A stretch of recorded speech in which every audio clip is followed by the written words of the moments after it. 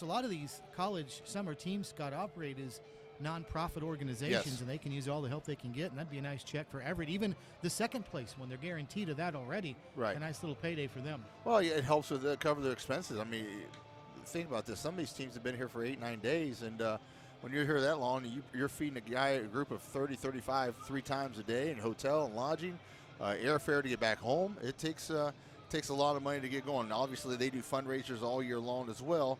But Everett, it's cost a pretty penny to get here, and they plan on this all year long doing fundraisers, and they're rewarded tonight with a championship game and a check. Let's talk about this Everett team because they won Saturday to start championship week, but then they got the loss on Monday. But since then, they have run the table. So hats off to them for hanging around and putting up a good fight, including defeating defending champion Santa Barbara the other day. So Yeah, hats off to them. That game really surprised me. I really thought Santa Barbara would, the Foresters would have we'd be seeing them tonight. Obviously, they just didn't play well, and like you said, tip your hat to Everett Merchants. They are here tonight in the finals as people are starting to trickle in here a little bit. We're about 4 minutes away from game time. The umpires are meeting right now at home plate, and there's my guy who, as far as I'm concerned, he is the player of this team right here. And that's Jack Wilson in the on-deck circle right now, just kind of swinging around. I was watching him warm up with his kids out there earlier today. Tell you what, any indication, his kids can throw the ball pretty well, too.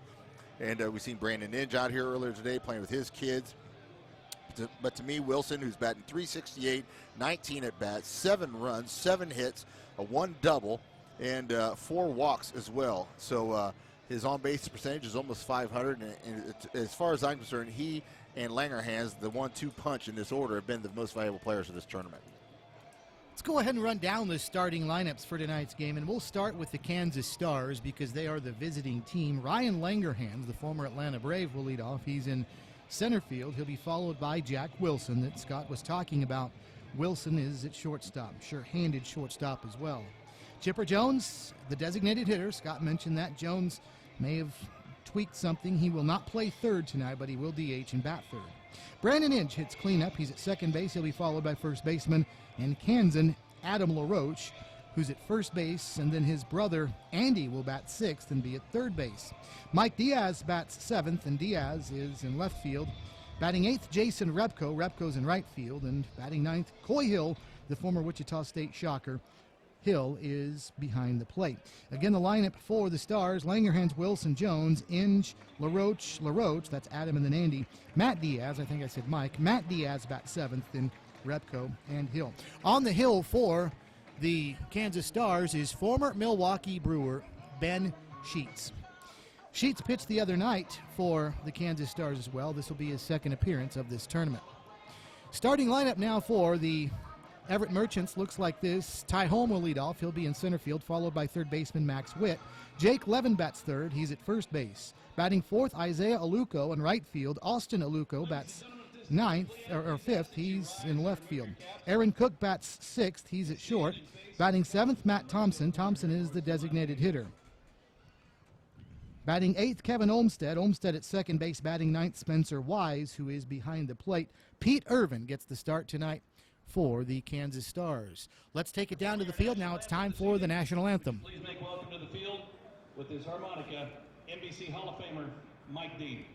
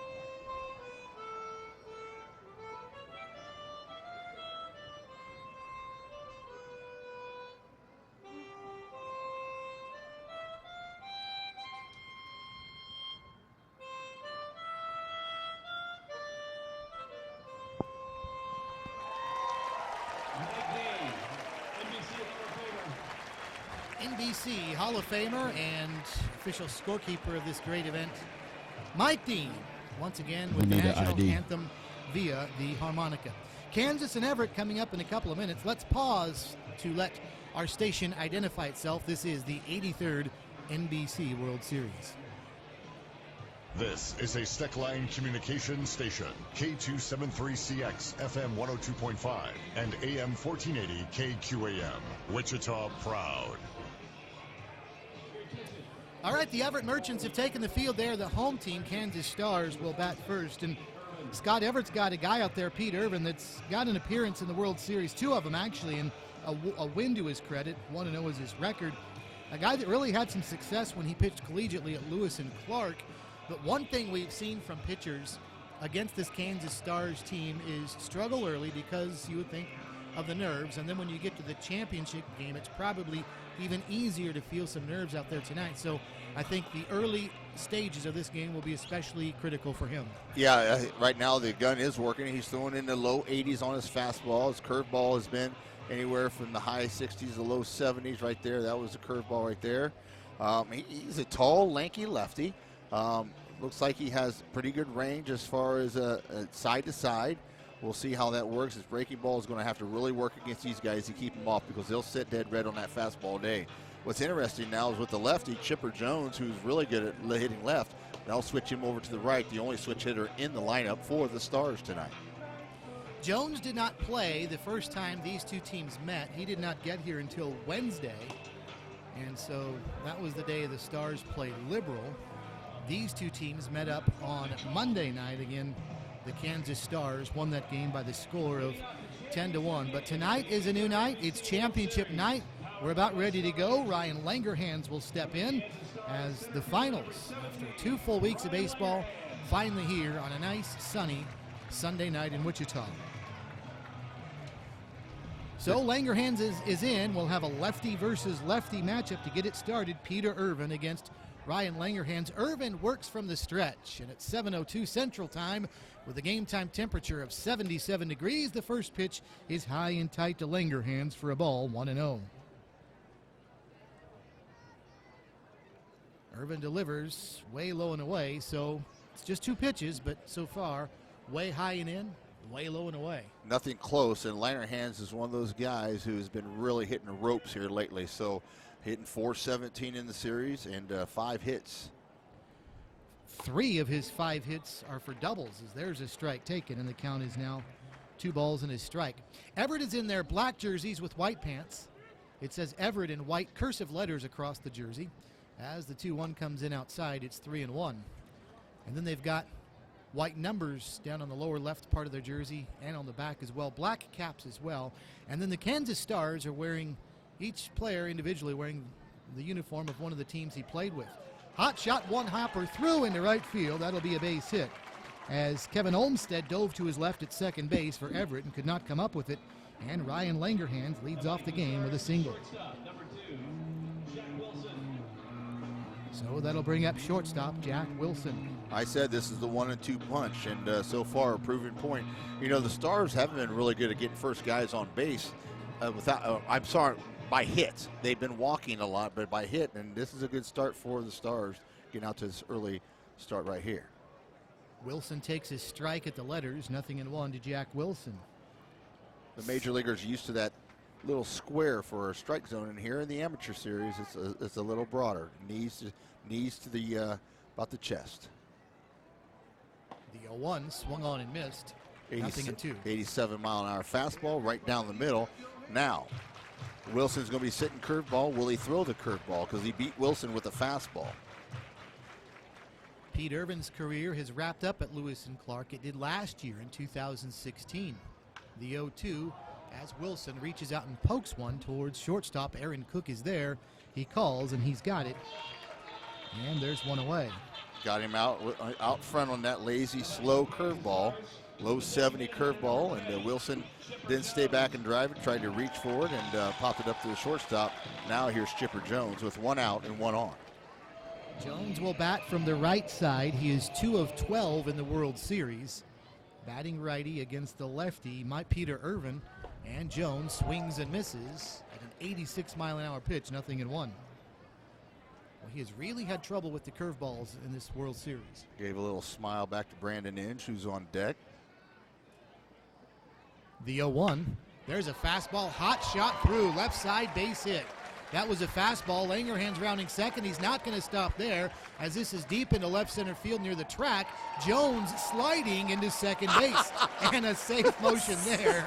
He did not run as fast as we were used to seeing Chipper run, but a double there. Second and third for the Stars with one away.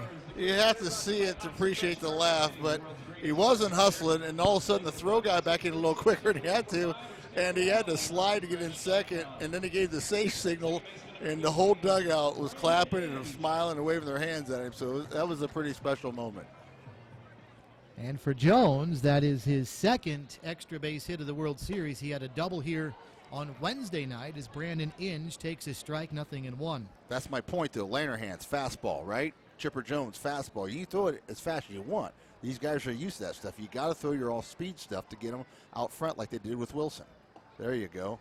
Off speed up high that time, 1-1. So Ryan Langerhan's at third, Chipper Jones at second.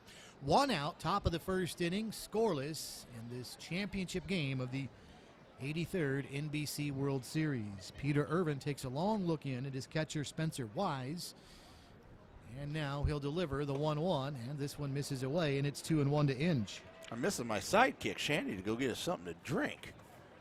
Where is Shandy tonight? She's home preparing for work tomorrow. She's an overachiever. She did marry me, you know. Hello, Miss Shannon, if you're out there listening. Listen, yeah. 2 balls and a strike. Peter Irvin stretches and delivers to Inge way outside, ball 3. So a shaky start for Irvin. We've talked about it already. We've seen it all week from starting pitchers early in games against the Stars.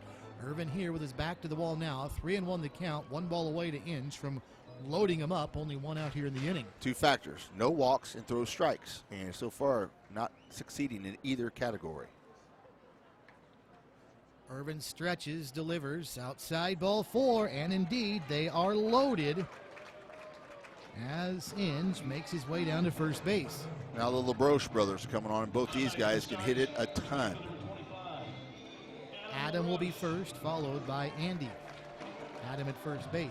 Kind of wonder, Ben Sheets came down a little early from warming up, and he's been sitting a while as we get a visit to the mound by the coach.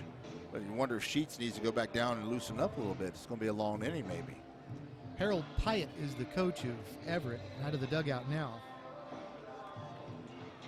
Peter Irvin, I mentioned he had a nice finish to his career at Lewis and Clark. In his last season there, Scott, he went 4-1 with a 2.31 earned run average. That's impressive. 10 appearances, 4 of them were starts, 35 innings. He gave up 31 hits. And he walked 9 while striking out 32. Opponents hit just 237 against him. So some pretty good numbers across the board, primarily as a reliever in 2016 that was. So 2016 was his senior season. Here he is in 2017 facing the likes of Chipper Jones and Adam LaRoche, who steps in now. Bases loaded, 1 away. Top of the first inning, Kansas Stars and Everett scoreless. But a big opportunity for the Stars to jump on Everett early. Infield will look for the double play that will get them out of the inning. Nobody holding a runner on as Irvin to LaRoche, high and away for a ball, 1-0. Adam LaRoche has not made a big dent offensively in this World Series. 2 for 19, just 105. Has had a lot of guys left on base as well. They moved him down to that 5 spot, was batting cleanup for a long period of time as they pitch him outside again. Nowhere to put him, 2-0. So Irvin is just asking for trouble now. He's got to deliver a strike soon. And LaRoche knows it. Andy LaRoche waits on deck. Scoreless, but the Stars with him loaded early. So coach is heading down to the bullpen right now. Maybe get some activity going down there. Irvin ready and delivers to LaRoche. This one is swung on and driven high and deep to right field. Isaiah Aluko is back at the wall, and he makes the catch right in front of it. plenty deep enough to get Langerhans home from third, and Chipper Jones down to third from second. Adam LaRoche gets an RBI on the sacrifice to right, and it's 1-0 Stars. Well, I'll tell you, if the wind's blowing any direction but in, that ball is gone. He hit it right on the nose, but just got up a little too high as he gets high fives from his teammates. Just a little more. Caught it right at the fence. And now his baby brother comes up, Andy LaRoche, playing third base tonight instead of Chipper Jones. Chipper DHing. Andy will step in and take a strike, 0-1. Andy LaRoche had a home run against this Everett team on Monday night. It was in the first inning, a 3-run shot. Right down the left field foul line, just curved right around the foul pole, as you called it. Takes an off-speed pitch up high at 76 miles an hour. I've been really impressed with Andy LaRoche's approach to the plate. 11 at bats so far, 3 hits, 4 runs, 5 RBI. That's the key right there. Phil Trujillo was the pitcher for Everett Monday night who started. There's a hot shot up the middle base hit. Here comes Chipper Jones to score. Inge down to second on the RBI single for Andy LaRoche, and the LaRoche brothers each have an RBI, and it's 2-0 Stars. For the Kansas Stars, left fielder number 23, Matt Diaz. So Andy LaRoche right back up the middle with the RBI base hit as Jones comes home to score. So the Stars jumped on Everett early on Monday, and they've done it here again tonight with a 2 spot so far in the first inning.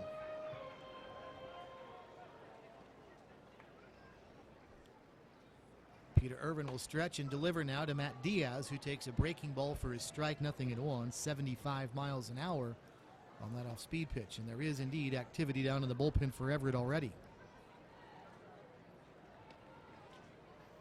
That's going to be Brett Rickless, the right-handed pitcher, down there warming up. The 0-1 sent foul and out of play. 0-2. Kansas won Monday night over Everett by the score of 10-1, and they jumped on Everett early that night as well. A 3-run first and a single run in the second, so they scored 4 in the first 2 innings combined. Everett did not get on the board until a single run in the 6th inning, and that was it. Now, 2 strikes here. He's got to make a pitch. He cannot afford to let another run score here. But will he throw the curveball? Will he try to beat Diaz? Diaz has been late with every fastball. Inge at second, Andy LaRoche at first. 2 already in for the Stars. Pitch swung on. Bouncing ball to short. Aaron Cook will underhand toss to second. Olmstead is there, and LaRoche retired on the force.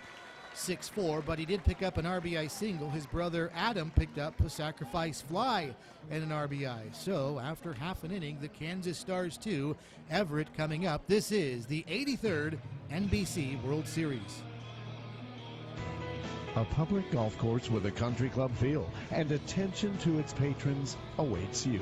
Cherry Oaks Golf Course of Cheney. Take the short drive west to Cherry Oaks. All right, guys, you're sounding good out there. You're sounding good. No aggressive. We're in rhythm tonight. We got our A game tonight. We got our A game at the table. We got our A game in the booth. We're good. Lifestyle at Cherry All right, Oaks of Cheney. Big the A public course with the country club feel. Cherry Oaks. The man. When you think e-graphics, 30 seconds, 30 seconds. In Wichita, do you think of some of the highest quality vehicle window yeah, like Wichita Sports. Should. No, what we're going to do, we're going to get you to do that. Kansas Excavators and Homeowners. Before you dig, call 811. of harmful UV rays. You can save the interior of your vehicle 10 seconds, 10 from seconds. sun damage. And you don't have to get into a hot car on a summer day. E-Graphics window tinting with a lifetime warranty, 262-8468. Bottom of the first inning from Lawrence Dumont. Championship game of the 83rd NBC World Series, and the Kansas Stars have jumped out to a 2-0 lead as the Stars 3 hits, a couple of runs, and Ben Sheets has been given a little bit of space here in the bottom of the first inning. It'll be Ty Holm that'll lead off for Everett. He'll be followed by Max Witt and Jake Levin, as Everett already in a hole. Again, they were down 3-0 going into the bottom of the first inning Monday night, and they're down 2-0 here. Leading off for the Everett Washington Merchants, center fielder number 37, Ty Holm. So Holm is in. Ty Holm batting .318, 22 at bats, 7 hits, 6 runs, and here's the key, Steve, 3 stolen bases on 3 attempts, so the kid can run. Takes a strike from Sheets, 0-1. Sheets delivers. Hot shot, one hopper right back to the mound. Nice job by Sheets. Reaches up, snags it, then an underhand toss to first. Hey, he might be retired, but still some pretty quick reflexes right there. That was very impressive. He had to get a little vertical as well, get a little hops in him, and next thing you know, it's like, look what I found. A little underhand lob to LaRoche for the first out. So that'll the inning. Bring up third baseman Max Witt.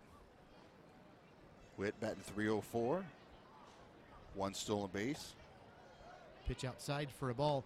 The game that these two teams played Monday night, speaking of defense, Scott, was nationally televised, and we had 2 ESPN top 10 plays from that game the other night. And one was from Witt. It was. Third base. A diving catch at third. He sends this one airborne to center field. Langerhans trots over to his left and makes the catch. 2 quick outs for Everett in the bottom of the first.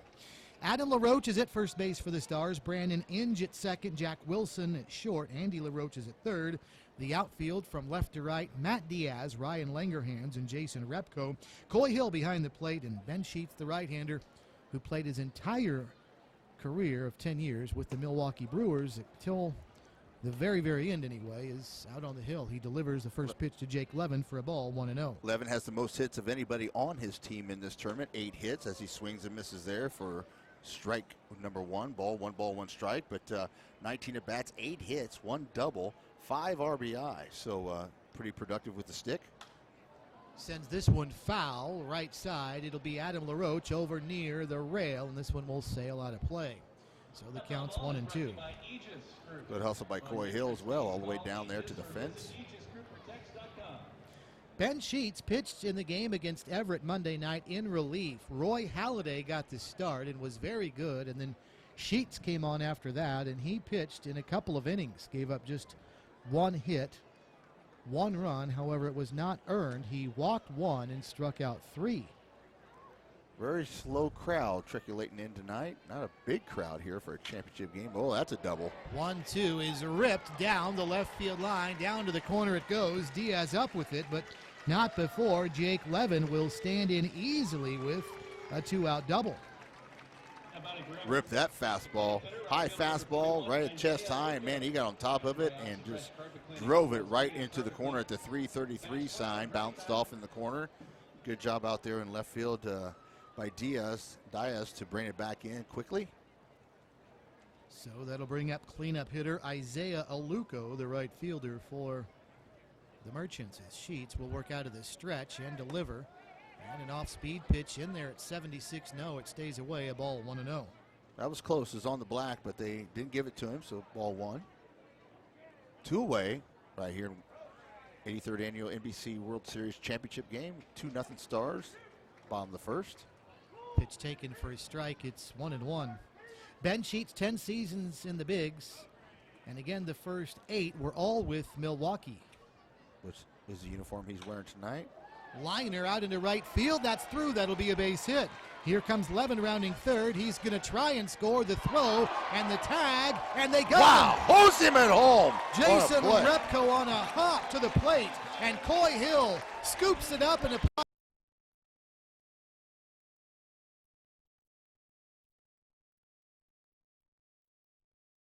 For 6 generations, this land is provided for this Kansas farmer's family.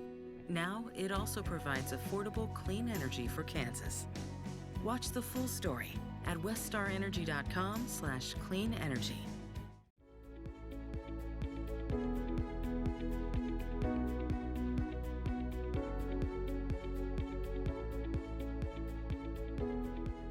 Kansas Gas Service delivers natural gas to many of the companies you know, ensuring they have the energy they need to grow and build strong communities, providing cost-effective, safe, and reliable natural gas for a better tomorrow today. Kansas Gas Service. For every celebration, for every 6 a.m. wake-up call, for every heartache, for every homecoming, for every home, there is York. Environmentally responsible and technologically advanced to provide the optimal home environment while keeping you connected. Life by You. Comfort by York.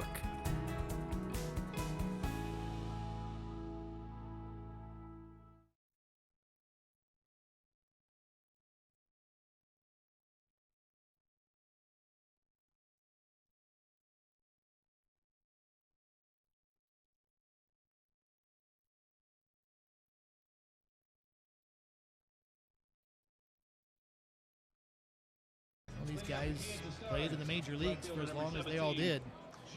3 base hits in the first inning, then what a way to end the bottom of the first inning as Jason Repko, who will lead off the inning, fires out a base runner at home, keeping Everett off the scoreboard. Well, that was a one hopper. It's hard hit, and they took a wide turn at third, and that didn't help either.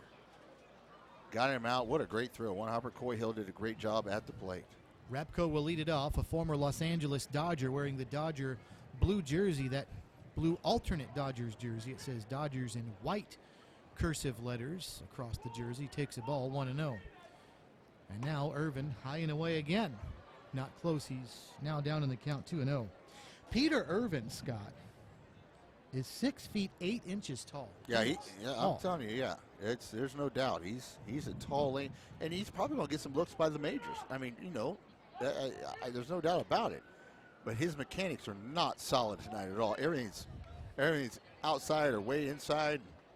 Not consistent with the strikes at all. Way high and away on his third delivery. His action again gets stirring down in the Everett bullpen. It's 3 balls and no strikes to Jason Repko, the starting right fielder, who is hitless in this World Series. He's 0 for 10, and he takes his strike, and it's 3-1. Coy Hill waits on deck. Then we'll go back to the top of the order with Ryan Langerhans. Stars sent up 7 in the first inning, and they lead 2-0 as this one is yanked foul left side. And the count's now full at 3-2, so a nice job by Irvin to work the count back full now after being down 3-0. It's going to be a guessing game here. I assume it's going to be a fastball to Repko. Irvin delivers, and this one fouled back and out of play, and it appears it was at 87. So the count is still full at 3-2. 2-0 Stars, top of the second inning. Perfect night weather-wise for baseball. Just a very, very light breeze. Temperature in the high 70s. Off speed, high and away at 74. That one was supposed to be a breaking ball that didn't break. And a walk to start the inning. Repko down to first.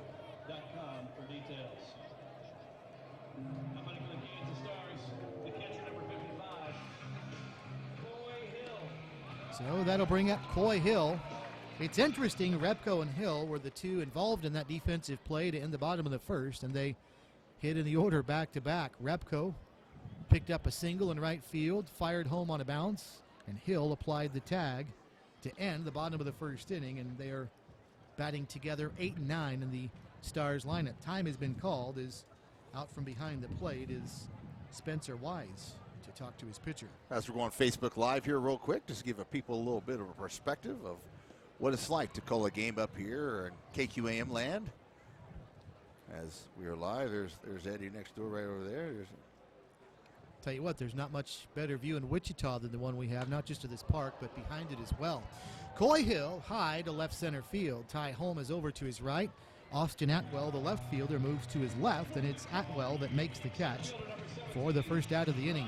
Jake Levin is at first base for Everett. Kevin Olmstead at second. Aaron Cook is at short. Max Witt, who made that great diving play the other night in the game against the Stars, is the third baseman again. Austin Atwell in left, Ty Holm in center, Isaiah Aluko in right, Spencer Wise the catcher, and big tall lefty Pete Irvin is out on the hill for Everett. Langerhans 1 for 1 in this game right now. Single first time up. We'll see what he does here. Takes a ball outside, 1-0. Langerhans batting .417. That average went up a little bit with that first inning hit. Stars up 2-0, top of the second against the Merchants of Everett, Washington. 1-0, and this one down low. Langerhans not only singled in the first inning, he scored on Adam LaRoche's sacrifice fly to deep right field. Isaiah Aluko hauled it in on the track, and Langerhans easily scored from third. There goes the runner. Here's the pitch. Swung on and lifted center field. Holm drifts a little bit to his right and having to retreat to first as Rebko as the hit and run was on. The catch is made in center, 2 away. 2 away, brings up Jack Wilson. Chipper Jones on deck. The shortstop, number 2, Jack Wilson. So here's Jack Wilson now. Popped out to short back in the first inning. Runner at first, 2 away, is Pete Irving, again, always works from the stretch, so it makes no difference runners on or not. He'll throw over to first and Repko back in easily.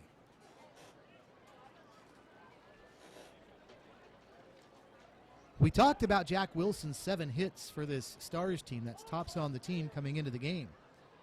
He had 2 hits on Monday night in the game against Everett as Wilson lifts this one foul out of play, pulling it on the left side. 0-1.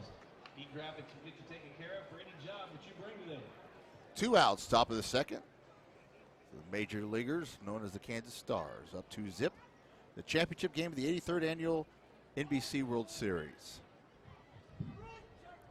Irvin stretches, and this one just misses away. And the count is even 1-1 to Jack Wilson. Chipper Jones on deck. Had a double first time up, batting from the right side. Redmond taking his time now with the count 1-1 to Wilson, high and away, and it's 2-1. Pete Irvin is from Redmond, Washington, then went on to Lewis and Clark up in the Pacific Northwest. Everett is basically a suburb of Seattle. It's not far away at all from Seattle, Washington, up in the beautiful Northwest. Used to live up in that part of the country, Scott. Beautiful. You probably didn't know that. I did not know that. Pitch low and away for a ball. Dad was a newspaper delivery boy, longtime member of the Navy, and there's a lot of military up in the Northeast. Yeah, it is. Beautiful, beautiful area. A little more than 30 years ago. 3-1 to Wilson. Chipper Jones on deck. Irvin through the stretch, and the 3-1 to Wilson is ripped into center field. Pretty well struck, but Holmes got a beat on it, and he'll chase it down. So back-to-back flyouts to center field after a flyout to left. All of those following the leadoff walk that is wasted. After an inning and a half, Kansas Stars 2, Everett nothing. This is the 83rd NBC World Series on KQAM. If you're farming today, you know all about taking Hello, risks. everybody. We're here live right now. Facebook Live. Let's look over here. ID. There's everybody right there. Injector deposits. Because now Cenex Ruby Fieldmaster boys Premium in Diesel there. Fuel has an advanced injection stabilizer to prevent IDID. So you don't have to risk injector failure, clogged filters, and downtime anymore. Cenex Ruby Fieldmaster is even backed by a 10-year, 10,000-hour warranty. I'll stay on for another inning if you guys want me to. Facebook Live. Do you want me to stay on for another inning? See what's going on? Watch Chipper Jones bat? We'll do that. Your vehicle's AC is just we got a race. with a free Freon level check now at Just Right Auto Repair. They'll make sure your Freon's good to go at no charge with the purchase of any other service. Oil change, tire rotation, radiator flush, just whatever's clever, and they'll throw in the AC Freon check free. Give me some thumbs up and likes. Want me to stay on for another inning? Street on the north side of Central. Know that riding around in that vehicle with a malfunctioning air conditioner can make your attitude not quite just right. Live and 5, live and 5. 942-4747. 942-4747.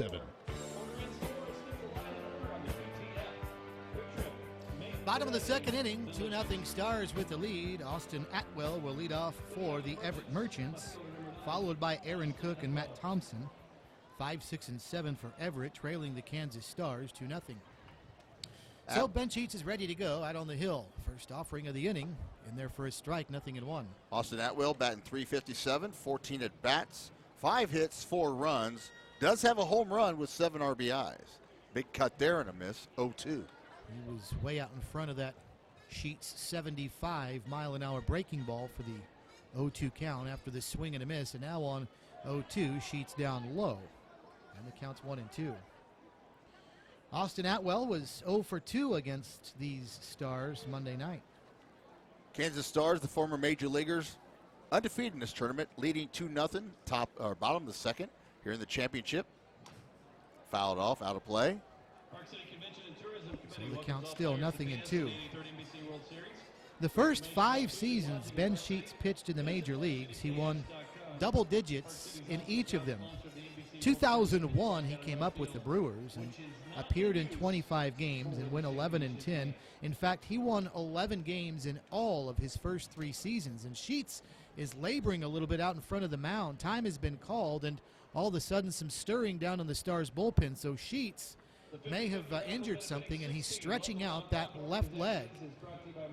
He's picking up his foot off the mound and bending his left knee and then stretching the leg out again, and he's throwing some warm-up tosses now. So Sheets is going to have to get loosened up and see if he can continue to go. So there's a delay here, so he'll get a few warm-up tosses. As now the head coach is going to go out and see what's going on there real quick. Looks like he might have strained something a little bit. He's talking to the coach. Ben Sheets is 39 years old. And he's not pitched, Scott, in the major league since 2012. So it's been 5 years since he has pitched in the bigs, and that's a good long while. Yeah, it is. And, you see these guys, it takes a little longer to get loosened up, but Sheets is going to stay in the game. So he's all right. So just needs to loosen up a little bit. So we're going to go back to resume playing the game. Kansas Stars up 2-0. That's the lefty down the bullpen. Nate Robertson, the former Detroit Tiger who pitched in a World Series as well. He's hurrying up and loosening up. So here's the 1-2 now, and pitch is swung on and chopped foul over towards third. The count will hold at 1-2. So Robertson will continue to warm up, even though Sheets says he's good to go. 1 ball and 2 strikes at the plate to Atwell.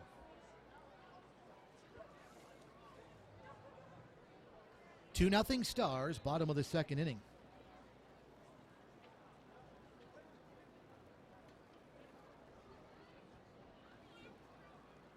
Sheets to Atwell, swung on and fouled back to the screen. And the count's still 1-2. He's battling up there right now. That's what you like. Make Sheets throw some pitches. Most of these major leaguers, former major leaguers I should say, have been going about 3 innings. Sheets did go the longest the other night when he really, it wasn't Sheets, it was Morgan. Went the other night, did a great job. Strikeout there.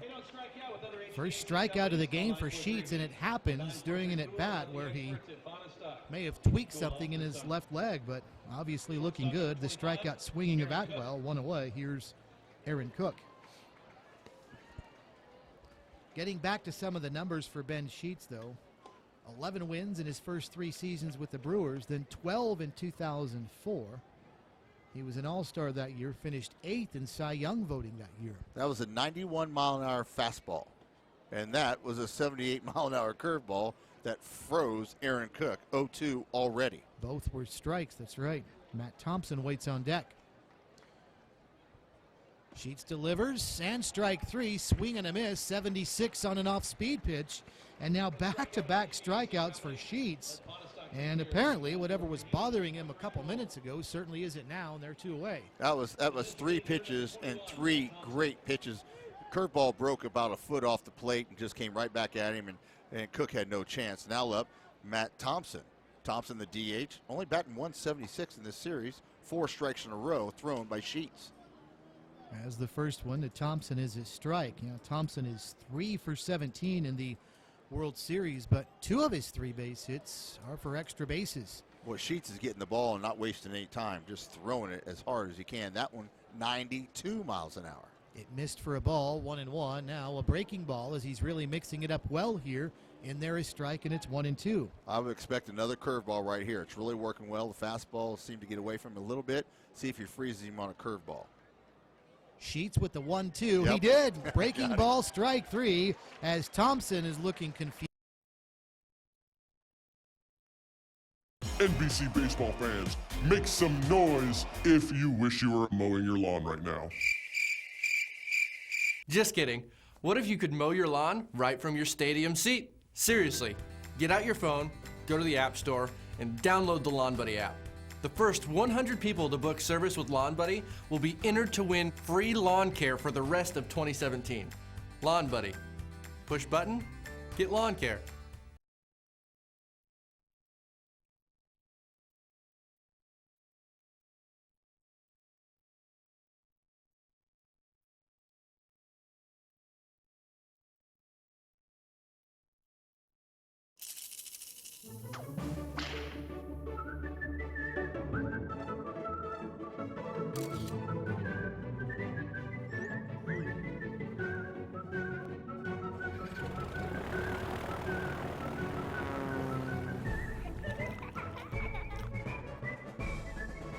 make the most of every single moment. After the game, head to visitwichita.com for all there is to see and do.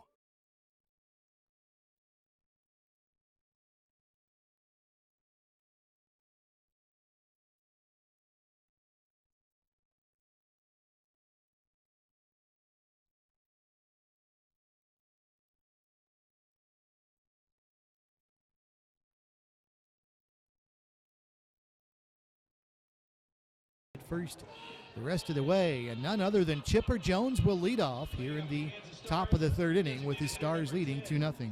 Chipper Jones, Brandon Inch on deck. These guys had some impact the last time they scored. Chipper started with a double. Hard on the turf, skidding all the way out to deep left center field, and Jones slid into second, had some fun with it when he got there, and also moved Ryan Langerhans over to third base. Jones takes away for a ball, 1-0.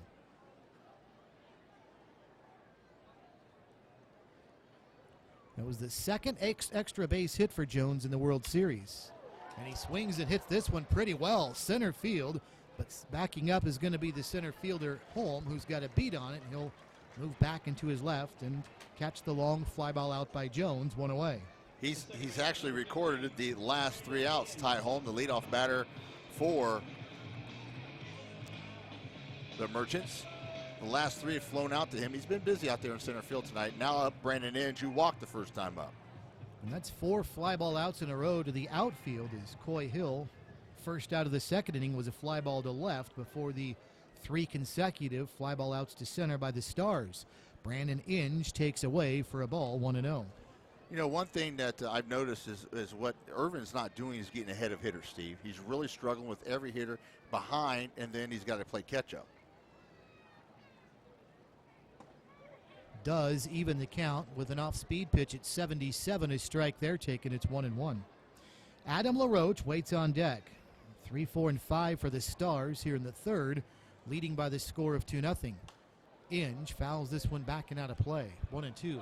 If you are out in the area, come on by. It is a terrific night for baseball. 77 degrees. It is just perfect. Brandon Inge, the former Detroit Tiger, has had a really good tournament. Pitch down low. Used to seeing him playing third base, but he's playing second in this tournament due to the fact that he had Chipper Jones here, and now tonight Andy LaRoche. Andy LaRoche is playing third base. Chipper was supposed to, but scratched and moved him to DH. 2 balls and 2 strikes as Irvin, slow and deliberate, stretches and delivers high. The count's full at 3-2. The shadows from behind the third base bleachers that have been created out on the field are covering up now the mound, but big tall Pete Irvin still stands in sunlight from about the knees up. When you're 6'8", you'll be in the sun more than others. That would stand to reason. Probably ball 4 there. Reached at that one. Make it a full count. Knocked that off over there in the beer zone. So the count's full. 3 balls and 2 strikes. 2 hits for Everett in the game. Both of them in the first inning, but they've got nothing to show for it. 2-0 Kansas Stars, top of the third, as Irvin in strike 3 called, froze him on a curveball, 2 away. Well, Brandon Inge swung at a bad pitch on 3-1 that made it full count, and then froze him on a backdoor curveball. First strikeout of the game for Irvin, and that'll bring up Adam LaRoche. Adam LaRoche hit a bomb to deep right center field with bases loaded, knocked in a run. This is a pretty big at bat, I think, for Pete Irvin, Scott, is the first pitch to LaRoche taken for a strike, 0-1, because there's been activity already a couple different times through the first couple of innings. Yeah. But if he can get a 1-2-3 right here, maybe it's a sign he's settling in. 0-1 the count. Here comes the pitch, high for a ball. The other reason is because this is a do-or-die game, and it's also the last game, so nobody's worrying about who's fresh in the bullpen or not. You can have a pretty quick hook if things get out of control in a hurry. But he has settled in, an off-speed pitch there at 76. Swung on and missed for a strike. It's 1-2. Also, another thing is these kids go back to school in about 10 days. So it's going to be interesting to see. You know, they've rested. They'll have fall ball, so not much of a break for these guys. Irvin stretches and delivers, just missed on the outside edge. 89 miles an hour with a fastball. The count's even at 2-2. Adam LaRoche had the first run batted into the game. A sacrifice fly to deep right center field. So no official at bat, but he does have the RBI. And he chops this one behind the plate foul. 2-2. 78-mile-an-hour curveball. 2-0 here at top of the third. 2 outs. Beautiful night with the big city of Wichita in the background. Beautiful sights here in Wichita. The Arkansas River flowing through the middle of the city. Irvin stretches, and the pitch to LaRoche. Hot shot, one hopper right back to Irvin. He snares it, an underhand toss to first, and it was an easy 1-2-3 for Pete Irvin in the top of the third. We'll see if he has settled in. As we've played 2.5, Kansas Stars 2, Everett nothing. This is the 83rd NBC World Series on KQAM. Well, thanks for watching, everybody. We'll come back live here in a couple innings. Just wanted to let you see Chipper Jones bat and those guys. We'll keep doing live reports later on. But thanks for watching Facebook Live. We're going to get back to the game. Extreme conditions Have a good one. created by muddy or Bye, wet Shani. soil, which significantly reduces soil compaction. Outstanding traction removes wheel slippage, which prevents your machine from bogging down, fuel wastage, lost time, and surface correction, which equals to money wasted. Susi International has 48 years experience in the track business, and we have 15 years dealing with tracks. If you are interested in this kind of time, money, and field savings that we are offering with 20 seconds, 20 seconds, then call good day. Don 91 at views in just that short time. 899-8380 or 620-585 10 seconds. 08. Also ask about our lease options. Susi Track Systems. Give us a call today.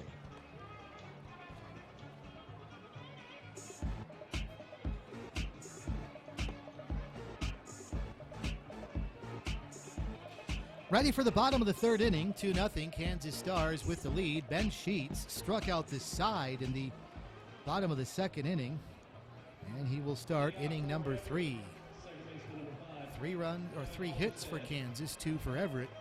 But the Stars lead on the scoreboard 2-0. Here's Kevin Olmstead, the second baseman for Everett, who will lead the inning off. Spencer Weiss to follow, then back to the top of the order with Ty Holm as Sheets delivers a strike, 0-1, and Ben Sheets is just throwing strikes right now, Scott. He is. He's really rearing back and firing. And watch Wilson pick this up, scoop it, and throw it. Slow grounder to short. Wilson in. Fires to first in time. That was a really slow roller. It did get some help as it kicked off the back of the mound and then back to the turf and out to short. Olmstead, 6-3, 1 away. That's 4 in a row retired by Ben Sheets. Lawrence Dumont Stadium is all turf except for the pitcher's mound is dirt. Everywhere else, artificial surface. It's also home to minor league baseball. The Wichita Wingnuts play here. First pitch to Spencer Wise, bouncing ball to first. LaRoche to his left, scoops, and then an underhand toss to Sheets covering first. And there's a 3-1 put out, 2 away. For those of you that are watching the game on YouTube, maybe back in Everett or elsewhere in the country, this is a beautifully scenic ballpark.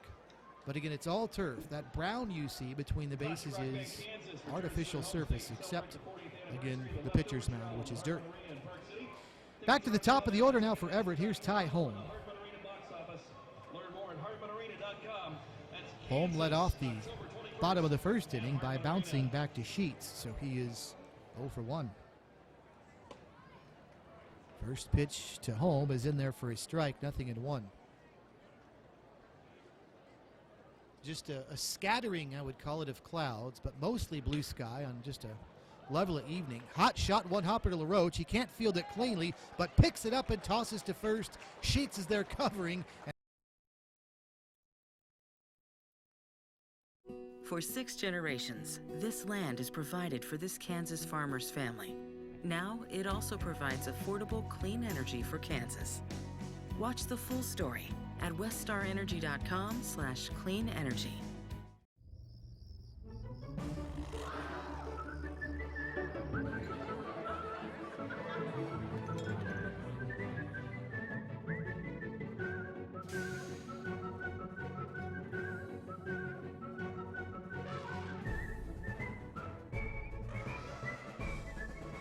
Make the most of every single moment. After the game, head to visitwichita.com for all there is to see and do. Hey, sir,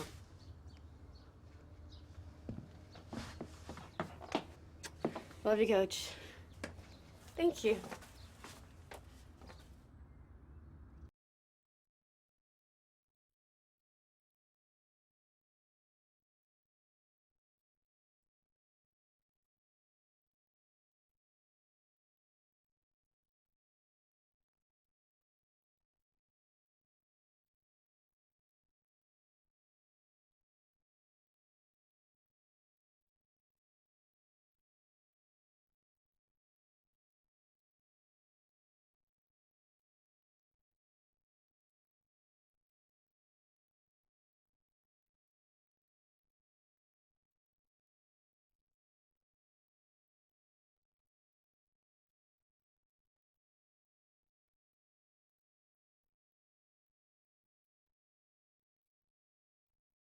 Repco after that.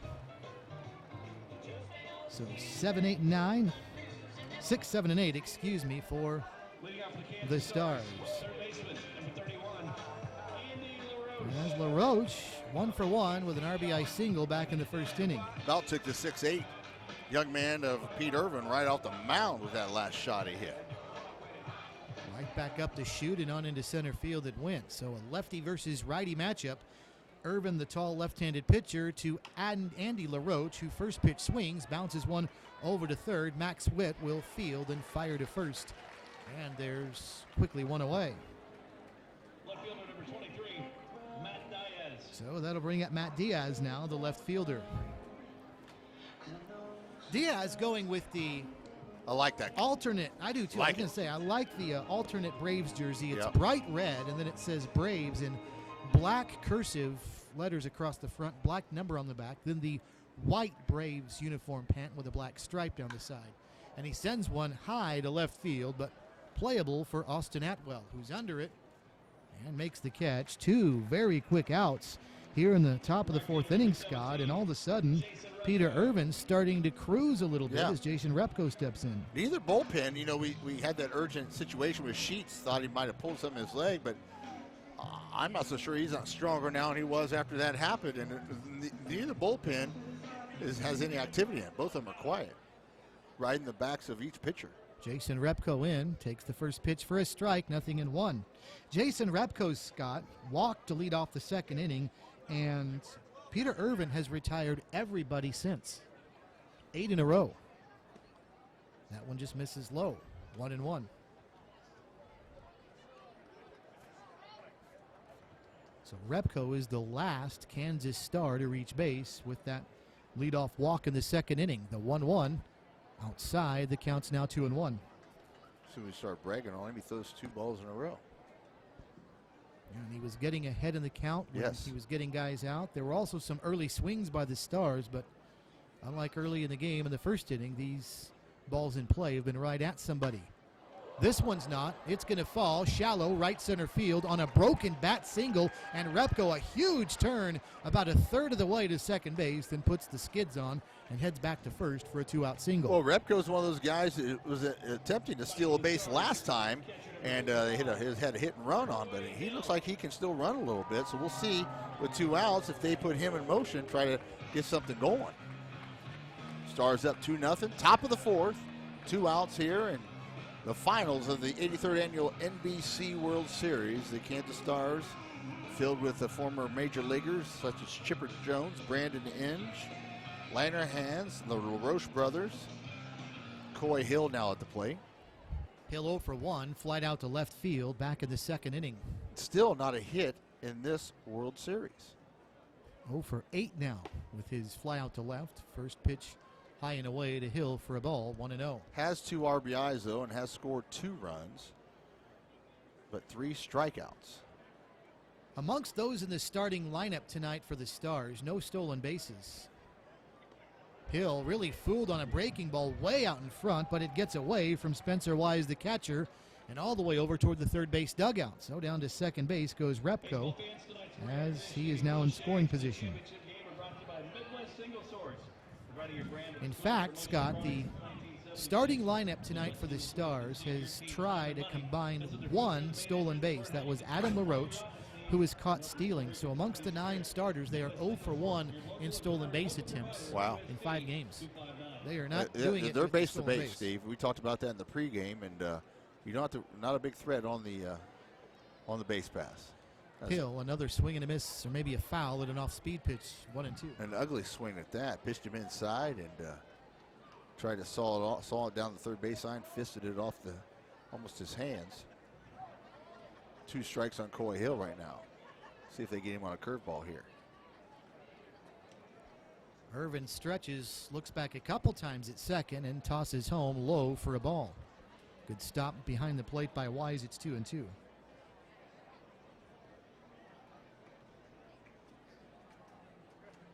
Jason Repko, the runner at second, 2 outs, top of the 4th inning, 2-0 Kansas Stars with the lead. Coy Hill, the former Wichita State Shocker, is at the plate with the count 2-2. And the pitch ripped into left field. That'll be a base hit. Repko rounding third. He's going to try and score. Atwell up with it, and there will be no throw to the plate. It's cut off. An RBI single for Hill, and the Stars' lead is 3-0.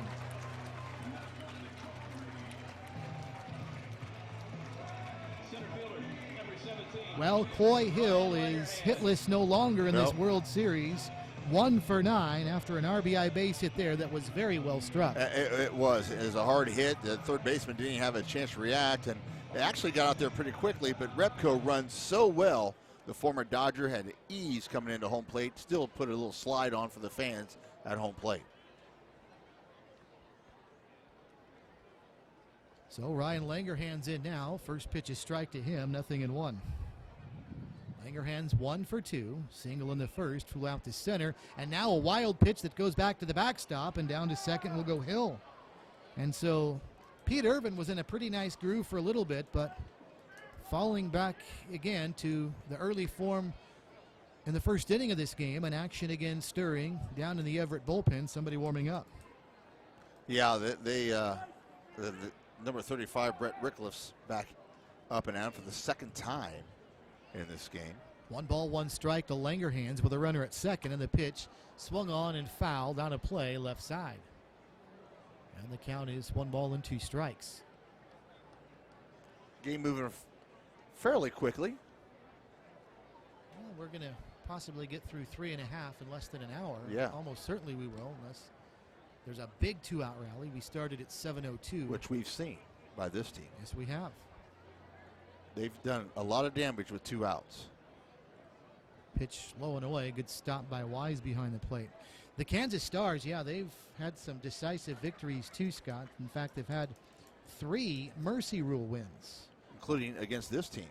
You know, you mentioned we do have minor league baseball, the Wichita Wingnuts at play here. They've been on the road 17 days in a row during this tournament, so they're excited to get back home.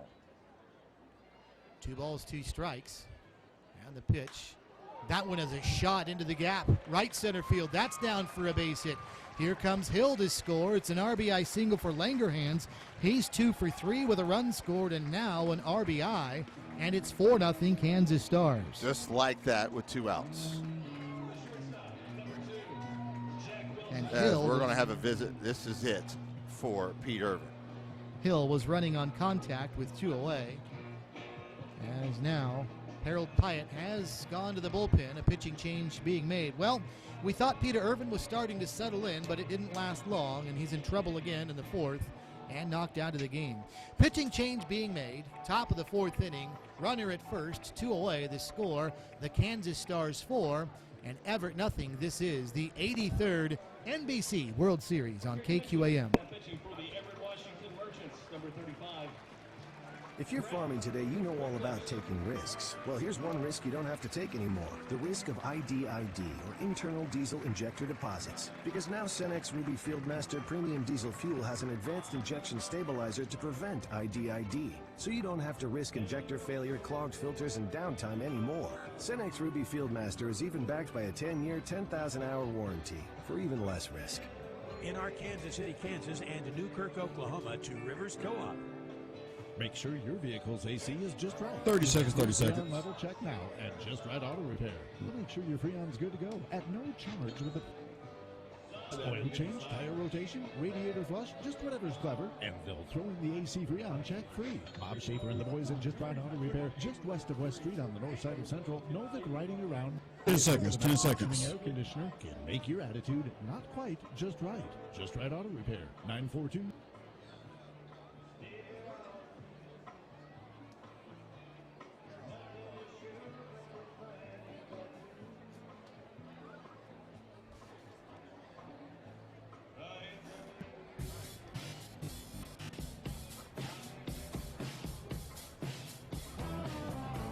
Well, we've actually got a Kansan on in relief for the Everett Merchants, as it's right-hander Brett Rickliffs, who is from Topeka.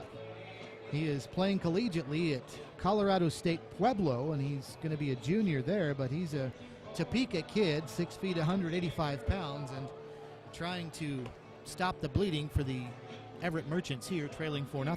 The Stars are so good at two-out rallies, either drawing walks or getting those key hits. And they don't have a great team batting average. They truly don't.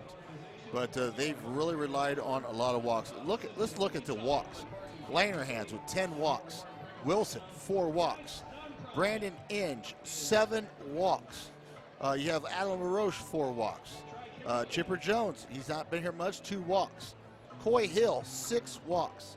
I mean, it's just amazing the amount of walks, over 30-some walks they've had on this team, compared to only 7, 8, 9, 10, about 14 walks for the Everett Washington Merchants. So I guess that just shows a keen batting eye is a plus when you're in the batter's box. Scott, the total for the Stars, their entire roster, 45 walks in 5 games. That's incredible. It's unheard of.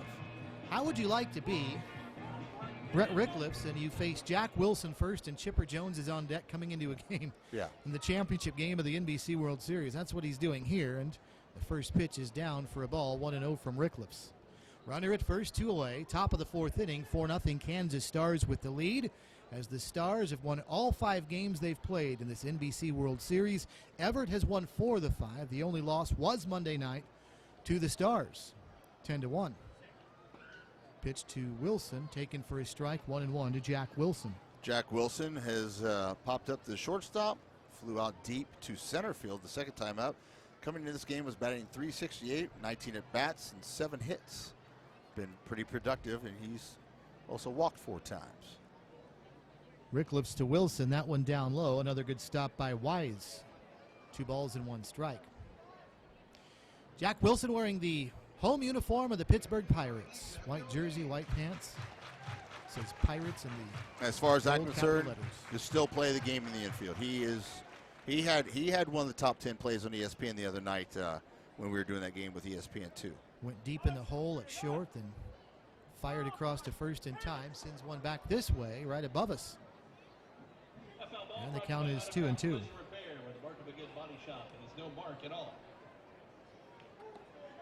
Chipper Jones waits on deck.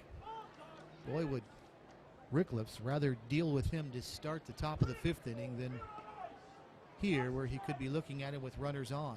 And 2 runs already in here in the inning. It's 4-0 Kansas Stars. Rickliffs peers over his left shoulder, delivers. Hot shot, 1 hopper right back to Rickliffs. Nice play. He'll sidearm to.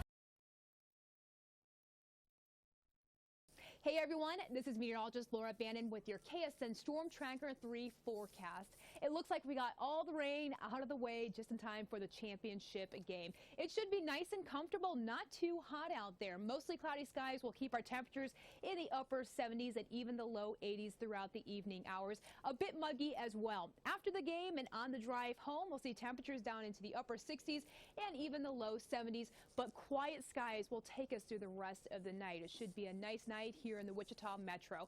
For tomorrow, another nice August day with highs in the low 80s. For your most accurate and up-to-date forecast, make sure to keep it with KSN and KSN.com. Hope you all have a great night and have fun.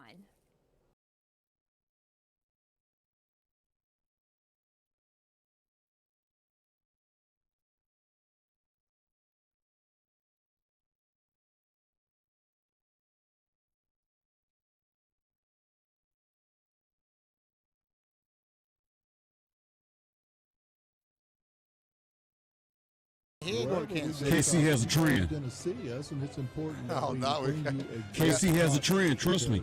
We take pride in what we do. If that happens, I will He's a buy 49er, wasn't he? I'll buy you a Central and pizza. It ain't going to happen. Open Monday through Saturday from 11 When's the a.m. deadline? to When's the 9 deadline p.m. he's got to become a Chief by? Hey, you going back on? Bottom of the fourth inning, 4-0. Kansas Stars with the lead. Max Witt has started out for Everett here in the home half of inning number 4. He'll be followed by Jake Levin and Isaiah Aluko, 2, 3, and 4. For the Merchants, trailing the Kansas Stars 4-0. Ben Sheets to Witt in there for a strike, 0-1. Sheets, I think, wants to go 5 and get the win. He's retired 6 in a row now. Off speed and down low. That's been his go-to pitch right there, is that curveball. Witt's 0 for 1, flied out to center back in the first inning. You know what the difference is? I'll comment on that after this pitch. Low for a ball. The Kansas Stars are already 2 batters into their lineup, 3rd time through, and we're just now getting the 2nd time through for the Everett Merchants. 2-1, stroked pretty well to center, but Langerhans over to his left will move under it and make the catch. 1 away. It's twice he's fouled or drove a ball deep to Langerhans for an out. And now 7 in a row retired by Ben Sheets. 2 hits so far, and this is one of the guys that got a hit. Jake Levin had a double last time out. It was back-to-back at base hits for Everett in the first inning. There were only 2 hits of the game as Levin first pitch swings right side of the infield. Pop fly, a high one, and Inge, the second baseman, moves under it and makes the catch. 2 away. 1 pitch, 1 out there, so he's only thrown 4 pitches this inning, and that helps.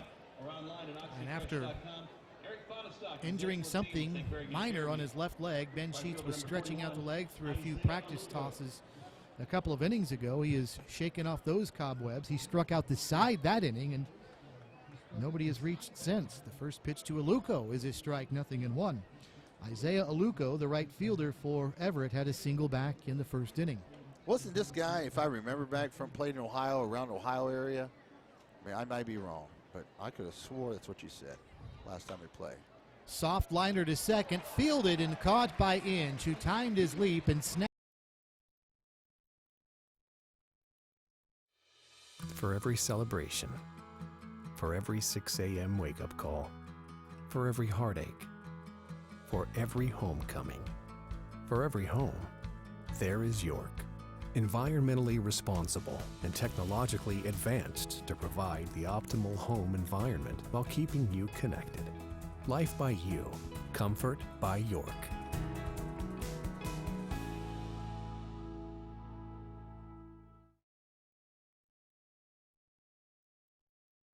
For 6 generations, this land is provided for this Kansas farmer's family.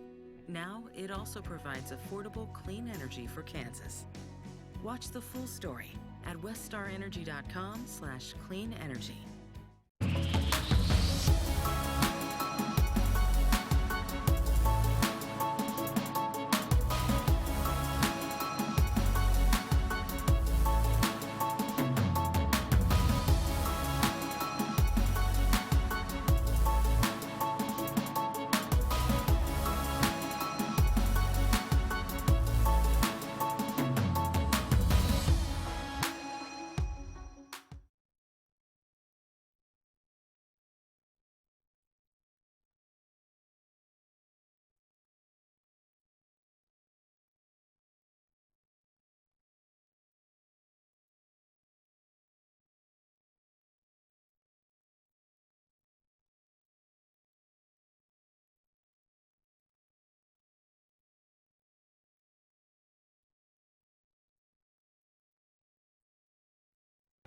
Picked up 6 hits along the way. Both of Everett's hits came in the first inning, and Ben Sheets has been tough to touch since then. And Scott, we talked about this at the start of the broadcast, and it's worth bringing up again that while these Kansas Stars aren't exactly hitting the ball very well, their pitchers have been really lights out. A 1.35 ERA for the Kansas staff in these 5+ games so far, and that's gone down in this game. Now Chipper's back to his strong side. Had switched back since he had righty on the mound. Go back to the left side of the plate.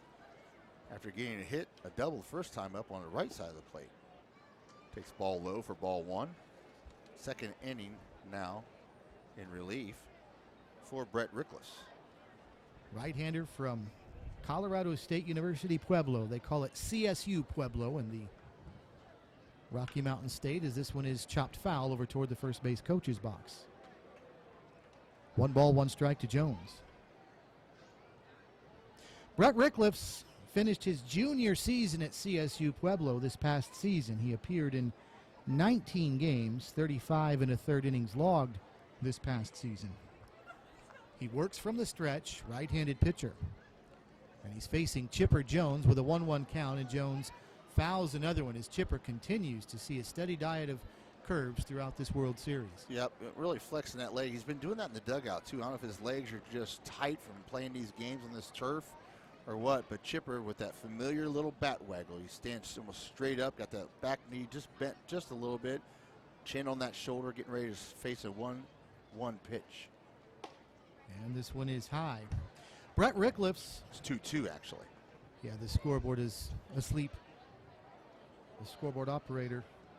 3-4 record for Rickless this past season at CSU Pueblo. 5.09 his earned run average. He walked 18 and struck out 22 as he delivers to Jones. Low and away, the count's full. 3 balls and 2 strikes. Brandon Inge waits on deck, and Adam LaRoche, 3, 4, and 5 for the Kansas Stars, leading Everett 4-0. Championship game of this 83rd NBC World Series. The Stars looking to make it a perfect 6-0 in 2017. There's ball 4, down and in, a leadoff walk as Jones will head to first base. I'll bring up Brandon Inge, who's walked and struck out, but Inge has been a big contributor to this team, batting .286, 14 at-bats going into tonight's game. He's also had 4 hits, but here's the key, 7 RBI and 7 walks. Been on base quite a bit, over 500 on base percentage, 545. Short lead at first for Inge. Again, we've only had 1 stolen base attempt the entire World Series from Kansas Stars starters. In fact, that's their entire roster, not just the starters, but everybody on their roster. Just 1 attempt, and that was Andy LaRoche the other night. And it's sure not going to be Chipper. Well, and the thing is, Scott, we've touched on how many times they've been walked. Yeah. Why try and steal when you're getting walked 9 times a game? Yeah, this is his 4th pitch in a row he's throwing a ball when he was actually 1 and 2 against Chipper. 1 ball and no strikes. Inge up there, right-handed batter, right-handed pitcher, and the breaking ball misses low. Brett Rickless from CSU Pueblo. Do you know what their mascot is, Scott? I'm going to say a pelican. No. What is This is Colorado. Oh, snowflake? I don't know. 2 balls and no strikes to Inge. The Swing fighting and a miss for a snowflakes, strike. I like it. CSU Pueblo is called the Thunderwolves. You would have got me on that one, Stevie. You could have put a million mascots up there, and I wouldn't have picked the Thunderbolts. Never heard of that one. No. There's such a thing? That's CSU Pueblo there is. 2-1. A ball low, 3-1.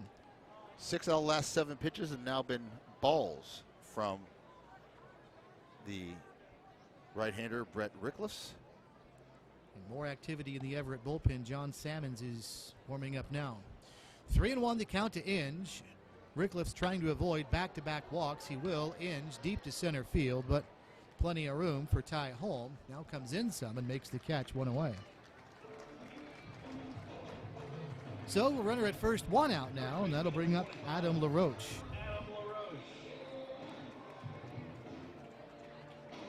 Adam LaRoche has struggled again tonight. He's had fly out to the right fielder and short hit backed up with the pitcher, 1-3. Fly out to right, brought home a run, a sacrifice fly in the first inning. Bases were loaded. Ryan Langerhans scored from third, and LaRoche takes his strike here. It's 0-1. I mean, last year we saw it. I mean, he had 3 or 4 home runs in this series, and if he gets a hold of one, it's gone. There's no doubt about it. Him and his brother are dead red fastball hitters. It's the all-speed stuff that they get out in front and struggle with. Talked about some of the decisive margins the Stars have won by in this World Series. 3 of their 5 wins have been via the mercy rule. As Rickliffe stretches and fires to LaRoche down low, good stop by Wise. 10-1 was the score. The mercy rule was applied against Everett on Monday night. The mercy rule there was that the Stars were ahead by at least 8 runs after 7 innings. You can be up 10 after 5 or up 8 after 7, and the ball game will be over. 1 ball, no strikes, and the pitch to LaRoche misses away. 81 miles an hour. It's 2-1. Yeah, it's 2 balls, 1 strike. Stars beat Liberal 8-0, so there was the up 8 after 7 implementation again. That was Wednesday night over Liberal. They defeated Derby 11-3 as LaRoche sends one high the other way, but right at Austin Atwell. Barely has to move and snags the Adam LaRoche fly ball 2 away. When the Stars beat Derby Friday 11-3, Derby actually led by the score of 3-1, and then just it was in control. Nightmarish 6th inning for Derby, where 6 walks. The Stars scored 9 runs off 6 walks. Yeah, and a few. They say every 2 runs equals a walk, and that definitely paid dividends that night as well. A few bases loaded walks. If you're listening and you're around the Wichita area, you're listening to us right here on KQAN, the Big Talker. Don't forget a big fireworks display right after the game tonight. Here's Andy LaRoche. Takes a strike, 0-1. I didn't know that. Yes, yeah, seriously. Big fireworks show. So right over the water here in the Arkansas, right downtown Wichita. 0-1 to Andy LaRoche, who is 1 for 2 with a single and a ground out to third. RBI single in the 1st inning. And the 0-1 swung on, 2-hopper over to third. Witt's got it, and he'll throw to second the easy way for the 5-4. And the side retired. So a leadoff walk for the Stars, but no damage done after that. And we will go to the bottom of the 5th, halfway home in this championship game of the 83rd NBC World Series. Kansas Stars 4, Everett 0. With over 20 years of tire and wheel experience, Wichita Tire and Alignment offers name brand tires, wheels, and auto repair services, including alignments, balancing, brakes, struts, and shock absorber work. Great customer service and great prices are our highest priority. We employ a well-trained staff specializing in sale and installation of passenger car, performance and light truck, or SUV tires. Special tire size requests are welcome. Call us at 522-2919 or visit us at 4460 South Seneca in Wichita. We are Wichita's full-service tire center. Call Chris at Wichita Tire and Alignment. Hello, everyone. This is the X-Man, Xavier. 30 seconds. 30 I always seconds. played on a winning team, whether it was with the Shockers or in the NBA. When I look for a winning team in the insurance business, hands down, it's Bill Ball's Allstate Insurance Agency. With over 30 years of providing insurance coverage in the Wichita area, this is a slam dunk, in my opinion, of who I want 10 for seconds, my 10 insurance seconds. team. Give them a call today at 316-773-9864. And tell them the X-Man sent you.